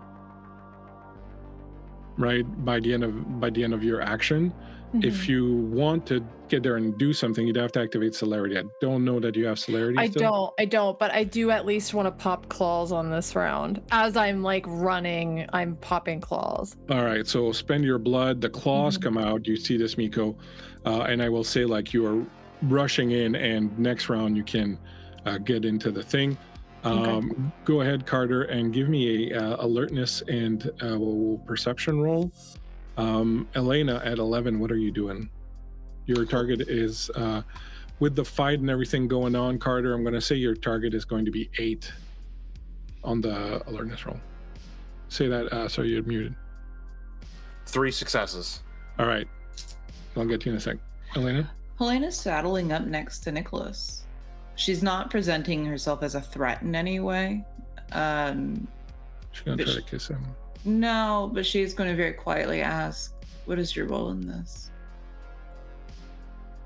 Nicholas will stare at her for several long moments and say, "My role is to ensure that the ritual is handled as it is intended." Oh, so you're like a geek. Got Just it. stares at her.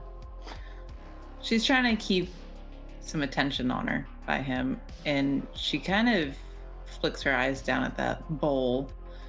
Do I have any idea from all that I know from the occult what that is? You're talking about the darkness or The bowl. Go ahead and well, actually, you don't have to give me a roll. It really looks like, like it would be like a chalice of some sort. You can definitely see there's blood in it. Beyond that being anything particular, like you would think that it's probably just, it's not a magical item. It's probably just something of significance to him. You would understand that he's some kind of priest or, something like that, like as he's holding that bowl kind of reverently, and there's the blood in it and everything.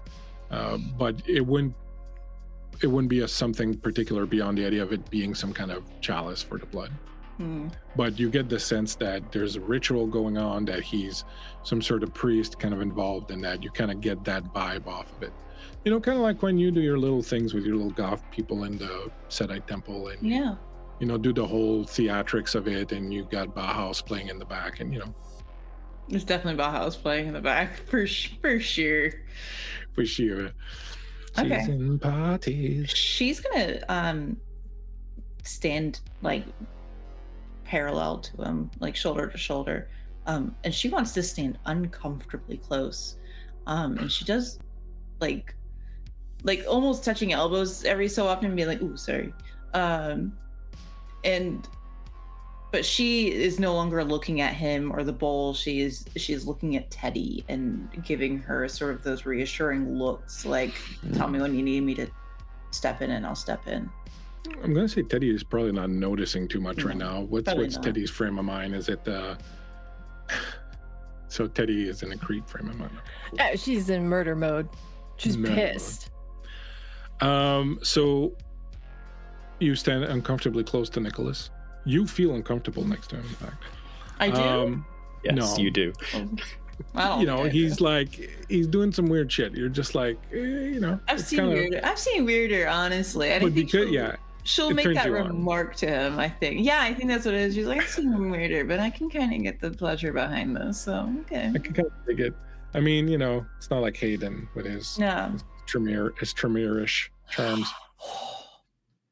She has her phone on her. Would I recognize Nicholas as Sabat? I'm gonna say okay. Give me I'm gonna see if Hayden has been good in his education of you, your education. So go ahead and give me an intelligence plus occult roll. Oh boy. He's been educating her outside the sheets. He's been educating her outside the sheets. Yeah. In between bouts, there's always a He little. yells, I thought you guys were just fucking. In between the onomatopoeia of flesh wetly hitting flesh, he's also educating her on all things kindred. How do you think he educates her? Edging her. Little punishment here and there. So Are the La Sombra or the Zamishi weirder? The La Sombra? Nope. What's my I'm gonna say a target? 7 on this. Yeah, I'm gonna say a 7. Beautiful. I have 1, 2, 3, 4 successes, 2 of which are criticals. So he would have told you about the 2 sects, so you would know about the Sabbat, and you would have explained your background having been embraced supposedly by people in the Sabbat. You now know that you were embraced by someone who wasn't Sabbat, but that's a different story.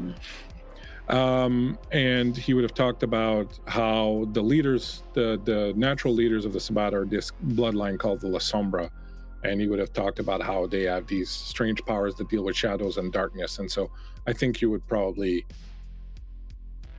get the hint or get the feel that this is what he was talking about. You're having trouble right now concentrating because you also remember the other things he was doing to you at the same time, but you're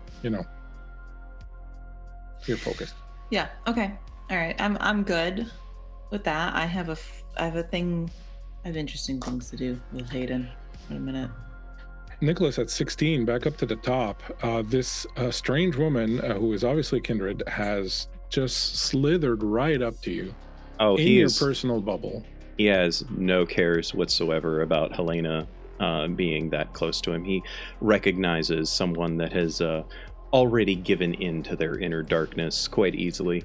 And he very quickly steps into the path of Teddy, and he holds the silver bowl in front of him.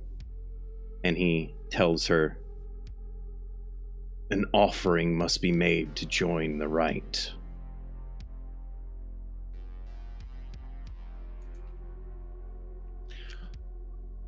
And when he looks at her, I feel like she is going to sense that he seems to know her. So I'm running like full bore, like forehead running into this fight right now. Mm-hmm. Would I feel a sense of authority with him to have the sense to stop? Are you trying to exude anything, Miko, or are you just... Yeah, I think so. Okay, I think he is exuding all manner of authority that he can muster. So go ahead and make me a leadership roll along with your manipulation. Or let's do charisma and your leadership. Or intimidation if you want. One of the two. Okay.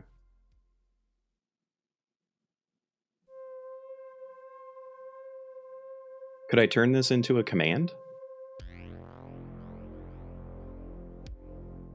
Sure, it would be a completely different thing, but you can only do a one-word thing, right?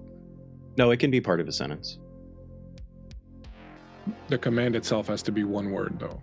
Right, So and the command may be included in a sentence, thereby technically concealing the power's use from others. It's the second paragraph. Okay, you can go ahead and try it if you want. Like, it's totally up to you. Yeah, I'll do that.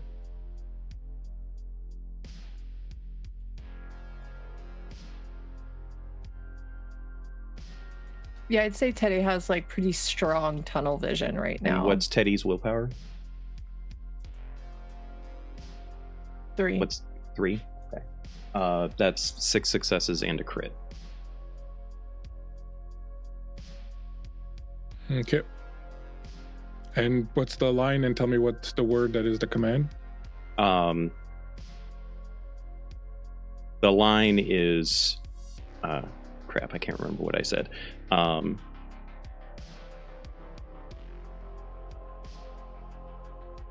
To join the rite, you must give. And the authority is put into give. And he's holding the chalice of blood. Okay, so we'll see what Teddy does on her turn. I noted you had 6 successes, you said? And one of them was a crit. Okay, so 5 plus 1 crit. Okay, you step forward, you do that. Next up is Carter and Lee. Lee is not doing too well. I think that he can't really move. He's trying to kind of pick himself up, and he looks over and he sees Teddy coming over. He's like, no, get out of here. Turn away, get out of here. Fuck off, Teddy, leave. As he's kind of trying to crawl away from Carter. And that's going to be his action, and all up to you, Carter. I think in that moment, as he's doing that, Carter comes over and straight up just kicks him across the face and then follows his line of sight to look to see Teddy. You see her rushing towards you. You see Nicholas step in front of her and say something to her. Do you want to do anything? You kicked him in the face, but he was went to that. So basically, just enough to I want to kick him hard enough to shut him up, kind of thing.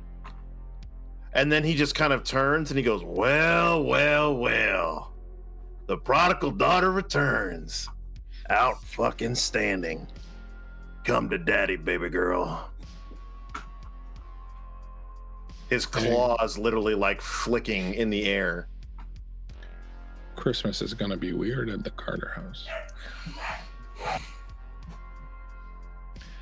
Teddy, you are rushing towards. You see what has just happened.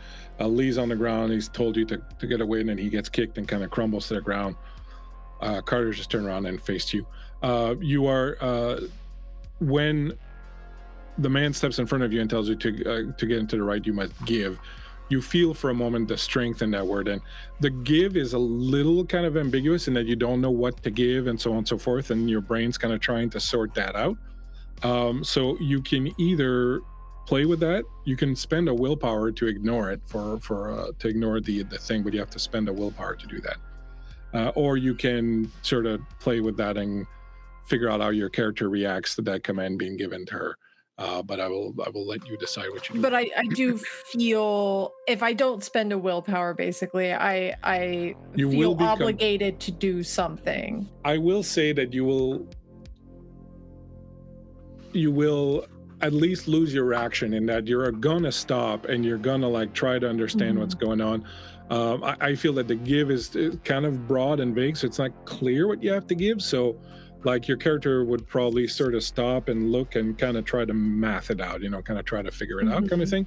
So you're going to lose your action. Okay. Or you spend the willpower and you can ignore it, but that's up to you how you want to still an play. Action either way. Yeah. He is holding the chalice of blood forward. Yeah. And Teddy's not stupid, thankfully. She's quite intelligent. I think she stops and she has almost like a face of bewilderment for you to have this kind of command over her to stop her out of a dead sprint. And the bewilderment kind of slowly turns to a narrow of the eye, and she follows your arm down to the bowl and looks at it. Can I have a bit of back and forth with him? Yeah, please go. Yeah, okay. We're doing this cinematic style a little bit here, so that's right. Also, I think it might be important to note that she would probably smell both Carter's and Lee's blood in the chalice. Oh yeah, that's a good question. Given her heightened senses. Yeah, I don't think she would necessarily pick out Carter as being the other blood that's in there.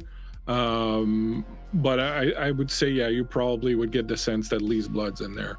So you could make the logical leap that it's also Carter's, but I don't think that you've never been close to Carter. You've never, so to smell him specifically, but you might logically make the jump that it's in there.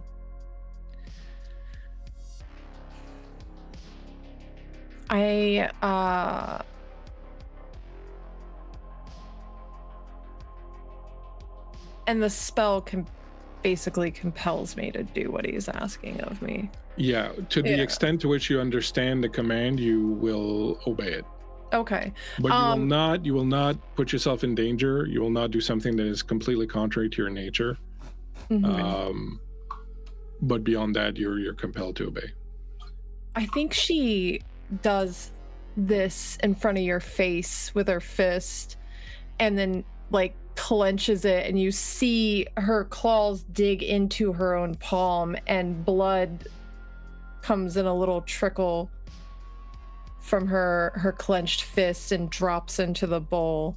As soon as the blood comes into contact with the other blood, you see it swirl with black, inky shadow inside of it, and a smile creeps across Nicholas's face. You can almost see that is not normal for him. It defies the normal wear lines in his cheek to smile.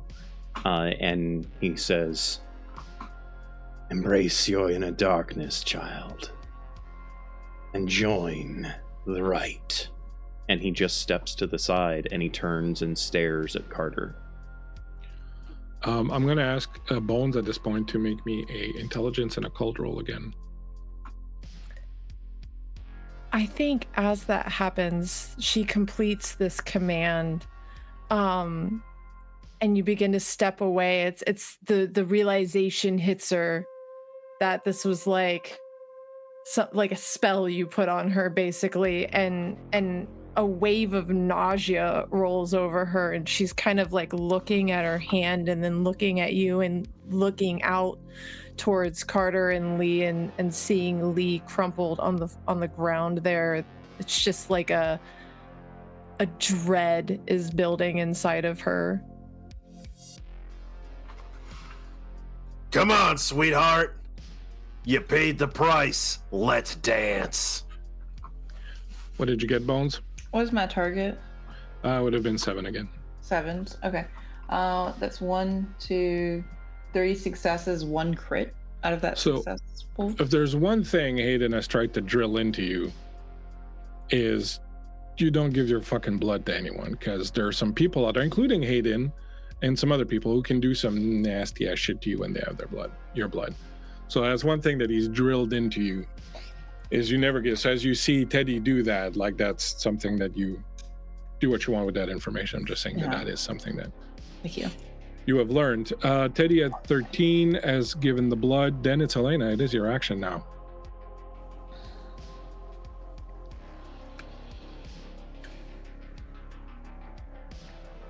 I don't want to step into this fight. This isn't my fight to be in. And has Nicholas returned back to where he was, or is he still over there in front of Teddy? Okay, cool. I think he's just turned. He's probably put himself in between Helena and Teddy, but he is not really regarding Helena at all. He's just staring at Carter, holding the bowl now in one hand out to his side. Seemingly, he probably gives off this aura of pomp and circumstance, and seemingly feels a lot of pride in what he has done. Okay. Helena's going to take her phone out, and she's going to turn and take like she's taking a selfie, and she's doing one of these. But she's taking a picture of Nicholas. And so as she's staring into her phone, she doesn't see anything in her phone. Damn it. That's she only sees Teddy. All right, Yeah, then she's. that's one of the things about Lysandra. Shit. She's gonna send a quick text message to Hayden. Makes it hard to get a passport. Truly, I would imagine. Don't have to deal with this right now. Pretty sure I'm in a Sabat brawl. Not sure what to do about this. Hopefully Teddy kicks this dude's ass. Not sure who this dude is. Takes a picture of Carter then to send it to Hayden. Will you deal with this later for me? Question mark, question mark, question mark. And then she'll also send like a peach emoji with like the water emoji. Question mark, question mark, question mark. You get back the 2 eyes emoji. Ooh.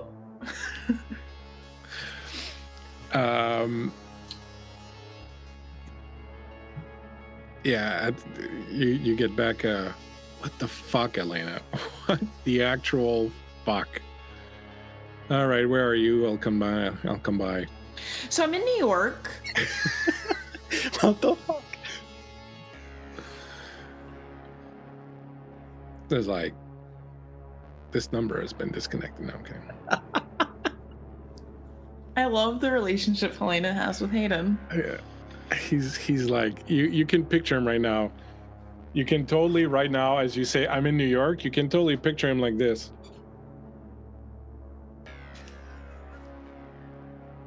I imagine he's at his house. No, I imagine he's actually at Helena's apartment, like chilling out, like watching TV, and he's just. That's why she's not home yet. Makes sense now. Yeah. You didn't tell Hayden you were going to New York? No. No, Yeah. she didn't tell him yet. He Nice. texts back. You're fucked. What do you mean I'm fucked? Just leave. I can't leave. You can leave. Tell them your fucking mother needs you or something and just leave. I grew up with my grandparents. I'm like there's nothing I can do. Well, okay, Just but there's survive? some bad. You're a Sabat hunter. Come hunt these Sabat. How do you know they're Sabat? I'm fairly certain everything. Listen, I paid attention during those lessons. That schoolgirl outfit wasn't for anything. It did look good on me. It did. Meanwhile, back to the top. Please no Nicholas. fan art of Hayden in a schoolgirl outfit. or maybe fan anime. Yeah, we need that. We need that Please. for our special files. For files. Don't it's ask for- questions. Just It's- make sure when you draw him in, make sure he doesn't have any eyebrows. Yeah, it's my favorite part. Nicholas, this woman is on her cell phone trying to Instagram this shit or whatever she's doing. Oh, I don't care. Teddy has done the blood. Yeah. What do you do? Is it back to me? Yeah, it's back to you. No, okay. I think Nicholas will drift over towards Helena, just kind of casually glance in her direction with the phone and say, "That won't work on me." Oh no, I figured that out with my camera. So this guy that I'm fucking, right? I don't care. Is a Sabat hunter, and I think that I'm gonna ruin your life. You don't know who my boyfriend is. I don't really Right. know who you are or what power you have or how old you are, and I don't really give a shit. But you've kind of like made a deal with the devil here, and I'm the fucking Antichrist, so You honestly will never understand the deals that I have made, child. I don't really give a shit. You're Sabat. The guy I'm fucking is a Sabat hunter. Congratulations. I've I got your hope that he fucking treats number, you buddy. well. In the meantime, you should pay much attention to this as he Oh, no. gestures between Carter and Teddy. And he slowly starts drifting the bowl over in Helena's direction. No, I'm not gonna do that. I don't really believe in giving my blood to strangers, no matter how many puppies and candy you have. That guy I've told you about that I'm fucking taught me pretty well. But I'm gonna tell you this, whoever you are. If anything happens to her, and I don't mean to say this very lightly, and I don't mean this as an empty threat or as a young kindred speaking out of turn. The hell that I can raise up simply by knowing who my sire is, simply by knowing what cards I have. You should be afraid of me. You should be very afraid of me. And there is something very serious in that moment about Helena. All of the joking about her and Hayden aside, there is something very deeply and viscerally terrifying about this small blip of a person in your world. She wants you to remember her face. She wants you to remember what she looks like. Because in that moment, you might see Nicholas, that you see Helena believes she is god. Nicholas is unfazed by what he sees, but he does give her his attention, and he simply says, "If she fails, it will be you to blame then for not intervening when you had the opportunity. And as far as this blood is concerned, you can have it when the ritual is done, for all I care." She won't fail. I know she won't. Just We shall pray see. Just pray for your sake that she doesn't fucking fail. I promise you that. That was an empty threat. No. It's not. I promise you. You should be It's promising not. your friend and not your enemy. Oh no. You, sir, are your own hubris. I'm merely here to make sure that the rite is attended. That was your first fucking mistake. And she sort of leans back. She is done talking to you.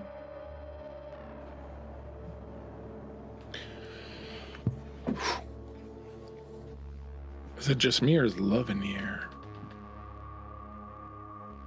Carter. Carter. Unbeknownst to you, not unbeknownst, but without really realizing that this exchange, this heated exchange just took place, you are staring at Teddy. What do you do? It is your action. Do you wish to hold it? Do you want to do something? Oh, I go straight for her. What do you do? Oh, I straight up run over, grab her by her belt and her neck, and pick her up and hurl her ass across the parking lot. Go right ahead. Make your brawl roll. Teddy, you can choose to forego your action and try to dodge this, or you can take it in the teeth and get your action after. I think she's gonna try to dodge. All right, go ahead. So as you try to dodge, you will be rolling your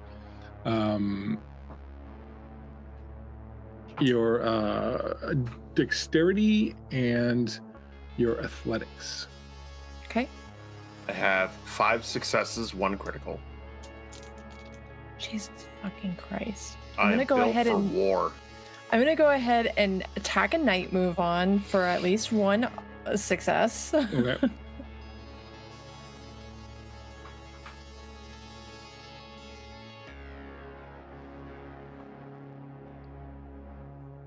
Okay, so I got a crit and 2 successes out of that. All right, what did you get, Carter? Sorry. I have a crit and 3 successes, or 4 successes. Wait a minute. What was our I'm working off 6. 6? Yeah. Okay, then yeah, that stands. Okay.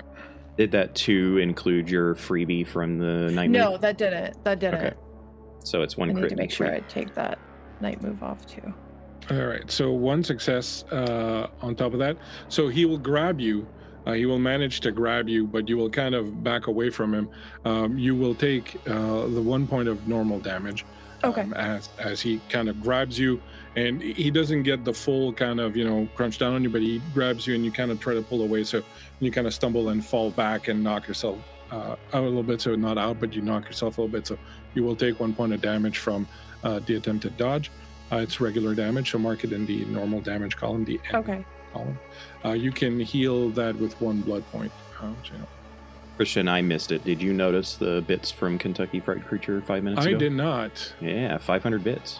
500 bits everyone has, or did he give them to one person in particular or to everyone? It's just everyone.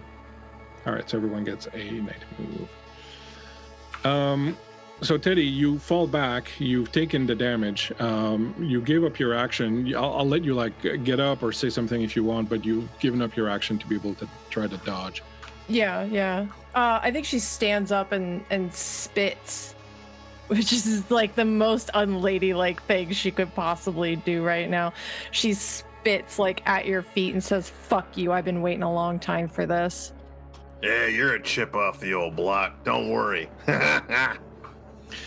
Helena, Yep. you have an action. I can't really do much right now. You can hold. Yeah, I'll hold my action. Can I? Okay. Is it a free action to text Hayden? You can. Sure, you can text Hayden. This guy's a real fucking prick, man.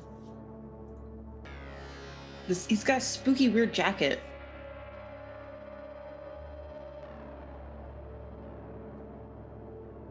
Is it Louis Vuitton? I don't know. You get the feeling he's making popcorn. He's making popcorn at my house? That's my popcorn. All right, it's good. Miko, back up to the top. Nothing. Back down to Carter. Carter's gonna he's gonna attack her and brawl. But he's gonna basically grab her and attack her, but put her like face down into the ground to where like he's on top of her. All right, so you're gonna have to basically kind of try to wrestle her down. Yeah. What are you gonna do? You're gonna try to dodge again, or are you gonna save your action so you can fight back? I hate that dodging takes my whole turn. I guess. No, I'm not gonna be a sissy this time. I'm gonna try to fight him. Okay. So go ahead, roll that. You're gonna get to roll, Teddy. You're gonna get to roll a soak roll. So you're gonna get to roll your stamina, and you're gonna get to add your fortitude if you have any. And I don't think you do. But you're gonna get to roll your stamina. Now, something to know. Hold on to your successes there, Carter, for a second. Something to know is you can spend blood to boost your physical traits. So if you can spend 1 point to increase a physical attribute for a scene. Now at your level, you can spend 1 point per turn. So you could, if you wanted, spend 1 blood point into your stamina to get like an extra die out that for the rest of the scene. Are you talking to me or her? Her. Darn the creep. Okay. Am I If you rolling want. right now? Well, yeah, so I'm just saying before you roll that you can spend a blood point to beef up your stamina if you want. Okay. So if you spend a blood point, you can augment one of your physical traits by 1 for the scene. Okay. you want. It's up to you. Right now you got to roll your stamina to soak some of the damage that card. Right. It's just stamina that I'm rolling. Yeah, because you don't have fortitude. Yeah, okay. I'm gonna do that then. All right, so you spend a blood point. Your stamina goes up by 1 for the scene. I'll go ahead and roll that. What's your strength, Carter? My strength right now is a 4. So your target is 4? But- Shit. I got a crit and a success, so 3 total. Are you adding any night moves to that? No. Okay. So 3, how many success did you have, Carter? I had 5 and 2 crits. Wow, so you're going to take, so 3 taken off of that. One of yours was a crit. So you're going to take 4 damage, 4 normal damage.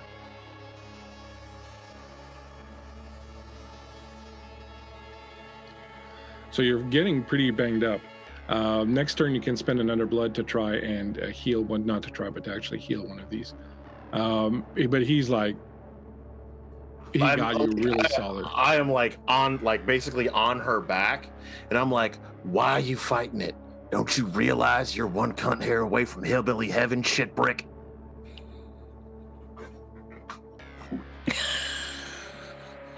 Got him. Got him, boys. Do you have me pinned while you're doing this? Yeah, you can. On your action, you can attempt to try to get out of it, but like he's on top of you and he's holding you down. On your action, you could try to get out of it, and it is your action now. Yeah, I'm saying you have me pinned. My face is in the ground, right? Mm-hmm. He's not wholly on top of you. There would be room for you to move around because he's not he's not fighting with intelligence. He's fighting with brutality. Okay. Well, Grab his dick and twist it. Grab his dick and twist it. Can I try to slip this and hit him with the claws? You can't do both, but you could try to make your action to get out of it. Okay. Like you're either it's one of the two. You try, or you could stay there and just hit him with the claws. Right. How close? Paint the scene of what you're doing to me right now, Carter. So basically what he did was, as you were kind of like getting up, he like dove at you, grabbed you, and then like almost Brazilian jiu-jitsu'd your ass down to the ground, right? And he's kind of got you pinned down, and he's like inches away from your face. And he's like barking this into your ear. Do you have me, is it like a weight thing on my back? My arms are still free? Yeah, it's more of a, like he's got you by your shoulders and then his knees in your back. I think she's going to thrust both of her hands up and try to grab you by the face and do like a reverse headbutt into your face, claws in you while saying, get fucked, cocksucker, and just bash. All right, so go ahead and you're gonna make a strength plus brawl roll. Okay. You can spend 9 moves on this if you want. I'm going to. He can't dodge because he used his action. So go ahead and make that your target is going to be 6. And how does the claws work? The claws it turns your damage into aggravated damage. Okay, it doesn't add any like pluses to my dice or anything. Yeah, your feral claws do +1 automatic aggravated +1 damage. Okay. +1 damage, yeah, but they don't give extra dice, yeah. Right. Okay. Cool. And don't forget, you can spend another blood point to increase your strength for the scene. Or heal. As well. Or heal. Or heal. I can heal and do this move? Yeah, you can spend a blood point to do one of the 2 things, and then you can do your action. Okay. Oh, shit. So where I'm at with my health, the negative is negative a dice, right? Yeah, negative number of dice, yeah. I'm so fucked. So I'm gonna go ahead and try to fucking heal, I guess. And don't fail me, a blood dice. Something to know also is you have protean, right? Yeah. Which allows you to shapeshift or meld into the earth or do things like that. This is true. I really want to do this move though, and I just rolled on my 1 fucking dice a crit. Nice. So that's 3. Yeah, so that's going to be 3. With my night move. Go ahead and do your soak, Carter. What's my soak number going to be? Her strength is 2, so go to town. You ever feel like a little worm on a big fucking hook? Yeah. That is 4 successes on the soak. All right, so you reach out and you kind of grab him, but like your claws can't get into him. He's like, actually, yeah, so your claws can't get into him. He's like way too tough, but you kind of hit him and you're kind of batting away at him, but it's not very efficient, you're finding. You I'm a little baby. feel a little despair creeping in. Yeah. Elena, I'm not gonna lie, your friend looks like she's in trouble. Yep, Nicholas is just leaning the bowl in front of her and saying, all you have to do is offer. Fuck you. Stop it. Fuck you. I don't like you. You're fucking weird. I'll deal with you later. I gotta fucking help my girl. And she's gonna spill some blood. And she's gonna get into that right. All right, what are you gonna do? I'm gonna use tongue of the fucking asp, bitch. And I'm fucking licking Carter. His with ass? my spicy tongue. Ah! And I think as she does this, she's gonna say to Carter, oh, God, I gotta think something really good. she's gonna say to Carter, "Get fucked," in the most like Chicagoan accent you can think of, because she is a native Chicagoan. What do I need to do? So you're going to make a normal attack roll. So you're going to roll your brawl plus your dexterity. Okay.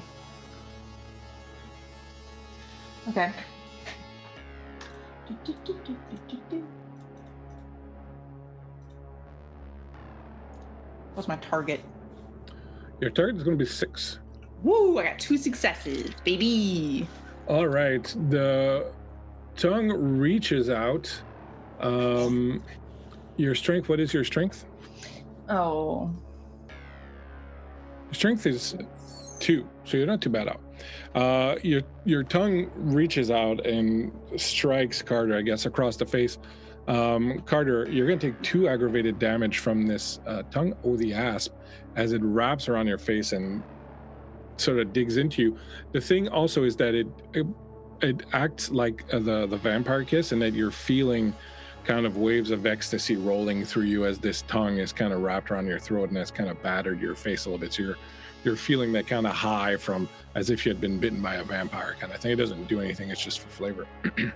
Do I get to soak it at all? Yeah, you can go ahead and soak it if it's aggravated damage, so your soak is only half effective. Fortitude. That's Targets are 6. 2 successes. Okay, so you're gonna take 1 aggravated damage. Oh. Back up to Miko. You doing anything? I think he just kind of steps back and moves to the side, very proud that he has pushed these individuals to succumbing to their inner darkness, and kind of revels in that for a brief moment before looking at Carter and in a very loud and clear voice saying, "You should not have offended the Cardinal." And he pours the bowl of blood onto the ground. Don't fuck the Cardinal, man. At 14, Lee has managed to kind of drag himself back, and seeing the situation is going to crawl back forward and sort of try to grab Carter and claw into you. Do you wish to blow your action to attempt to dodge, or are you going to just try to soak? You did. I'll soak it. All right, go ahead. Your target is 5. It is aggravated damage, so you'll soak half. That's 3 successes with or 2 successes with a critical. All right, cool. So 2 successes with a critical, so that's 3. That takes care of these 3, so it's +1. You've taken 4 critical damage because I had 2 criticals on my roll. As he kind of crawls forward and digs his claws into you. Sort of from behind, you didn't see him because you had the fucking tongue around your throat and all that. Your action, Carter, at 14. You got these 3 now kind of like on top of you, kind of clawing and fighting at you. How much did he do? I did 3 aggravated, I think I said. Okay, if he did 3 aggravated, then I'm at incapacitated.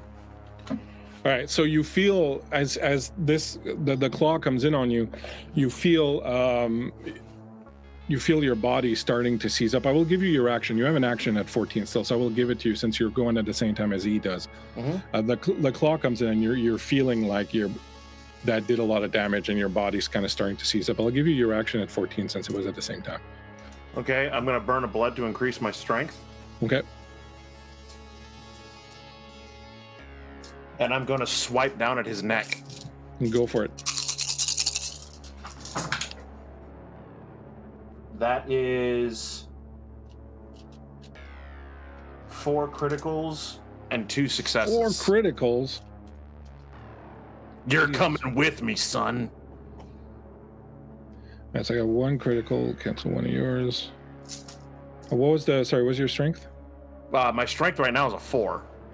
Okay, so 4, and you said you got 4 criticals and 2 successes. What was it you said? Yep. So that's 1.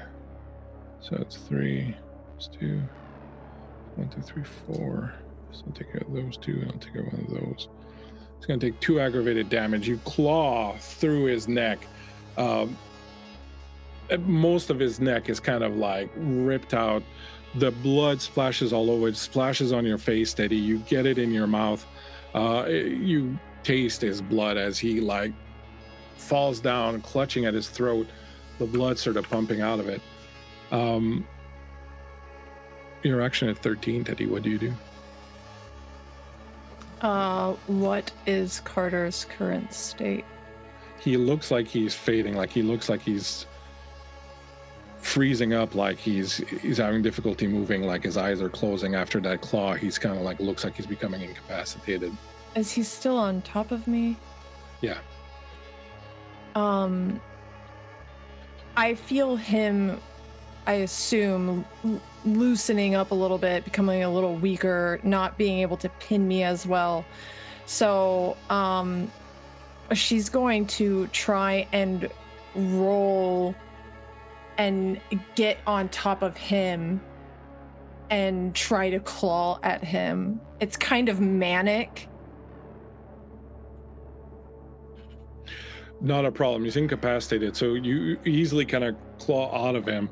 You're feeling your beast is kind of rising and it's kind of coming up. And you start just clawing into him. He's not able to defend himself at this point. You look at his face and he's just got this smile on his face. The light is slowly fading out of his eyes. And he's got this fucking smile on his face, like he's proud of you as you're just savaging him. There's the killer. I think she's sobbing as she's doing this and just yelling, "You motherfucker!" And she is literally like watching a dog dig a hole in the backyard. Her claws are just raking through his chest and like digging through him. And he offers no resistance, so you're gonna claw and claw and claw. You're gonna open him up, and there's nothing you can do. The more you dig, the more that smile just stays there and looks at you, and the light's almost gone in his eyes now. There's almost nothing left, and you're just desecrating this corpse. Basically, you're just ripping him apart. Just blood everywhere now. There's fucking, his thing is completely ripped apart, and still that fucking smile on his face. My blood pool has gotten quite low, and with all of this blood around, is this affecting me at all?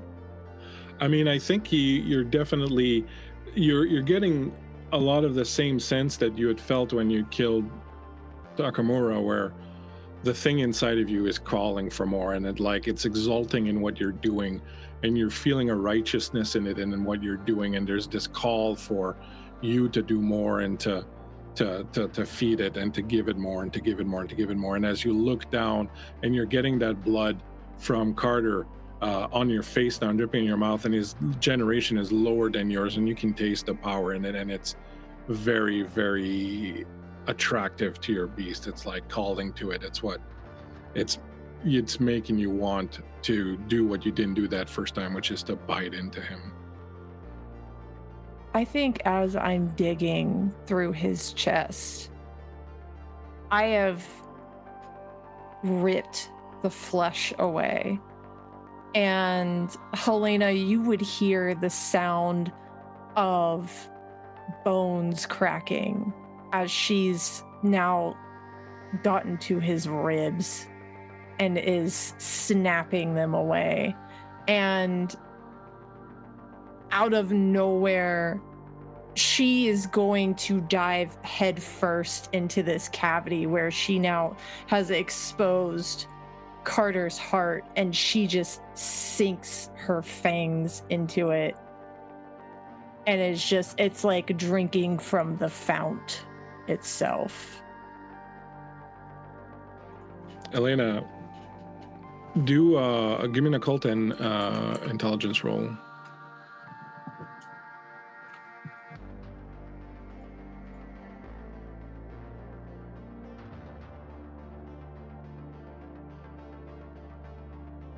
What's my target? 6. Okay, I've got 1, 2, 3, 4 successes. One of them is a crit. So one of the things, Aiden, what I've taught you is that there is a habit that the Sabbat have of that's called the Albury, where they drink the blood of another kindred, but don't stop there. Even when the kindred's blood has been taken, they keep drinking, and in doing so, it's almost like they eat the soul of the other kindred. And he's told you that this is, one, outlawed by the Camarilla. It's a very dangerous practice. It's very shunned. The Camarilla has outlawed it. And then when you do it, your aura becomes marked by it. And anyone who can see aura can see that you've committed the Albury, and it's a death sentence in the Camarilla. And as you're watching, Teddy just, like, it's clear Carter has no more blood in him, and she's just still biting in there and just sort of pulling and pulling and pulling. You get a sense that inadvertently that's what she's getting at. You see Lee is almost like his blood is just pouring out, and he's like trying to grab her shoulder, and he's trying to tell her, stop, don't do this, but nothing comes out as his throat is ripped, and he's like trying to grab her shoulder to prevent her from doing this. Helena's gonna step over to Lee and with a boot push his hand down. Oh no. He crumples to the ground. Teddy, you feel a strength coming into you, but also a darkness. You're pulling and you're pulling and you're pulling on this thing, and you can't see anymore. It's just red. There's no more blood, but you feel there's something there that you can still get. You can still get something, and you're doing it, and you feel almost as if this last breath of Carter's at the last second sort of sinks into you, and you feel it kind of settle in to you. You feel a sense of power, a sense of exaltation, but you also feel like a bit of a darkness that has kind of crept into you. Now I'm with you forever. As Teddy is fallen down on Carter, Lee dying off to the side, Elena watching this with a smile. What do you do, Nicholas? Nicholas just stands where he is, probably 20, 30 feet away from this mess. And he instills within his aura and his will a sense of power that is probably beyond him, and that would at the very least, while it may not necessarily catch Teddy's attention, it certainly would catch Helena's attention. And as he locks eyes with her, his eyes roll up into the back of his head. Shadow starts pouring out of his mouth, his ears, through his coat. You can't even see his hands anymore as this shadow just starts falling out of him. And in a voice that is not the voice that he has been speaking to you in, a voice that is something else, you hear him say, "I have a message for you. 6 there were who betrayed the night. Santiago, Ariadne, Tobias, Severa, Ines, and Anath. From them came 8. 4 lights, burning bright. 4 lights, dark as night. Teddy and Helena, Vincent and Cassie, Carter and Francis, Lydia and Archie. The lights get snuffed out by the unnamed one below. Wroth with vengeance, one by one. When the 4 lights, burning bright, are extinguished, the long night begins. If you want all of this to stop, if you want to protect your friend. Ariadne begat Giacomo, who begat Odette, who begat Marie, who begat Fativ, who begat Samael, who begat Cassie. Find and kill Professor Halling. And then his body just vanishes as shadow engulfs him, and he falls almost like a marionette of shadow and turns to nothingness in front of you.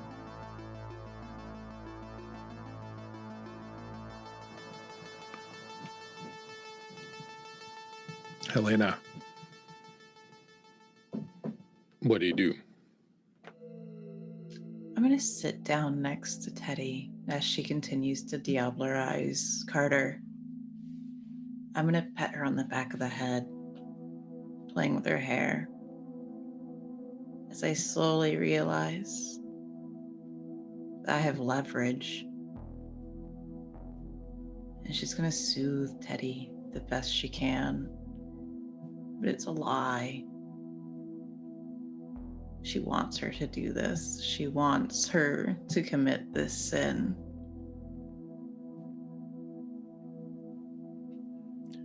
And somewhere in a darkened room, where 4 candles were once lit, one having already been snuffed out, a second one goes out as Teddy's soul is darkened by the most vile of crimes. And on that note, my friends, on that note, the math checks out. This is the end of Carternomics, but yes, thank you very much, Myriad. I'm glad you were here to witness that. Carter lives on, if only in the deepest, darkest depths of Teddy's soul, then I'm sure we will hear his voice again. Lucky me. In the future. Get out of my head.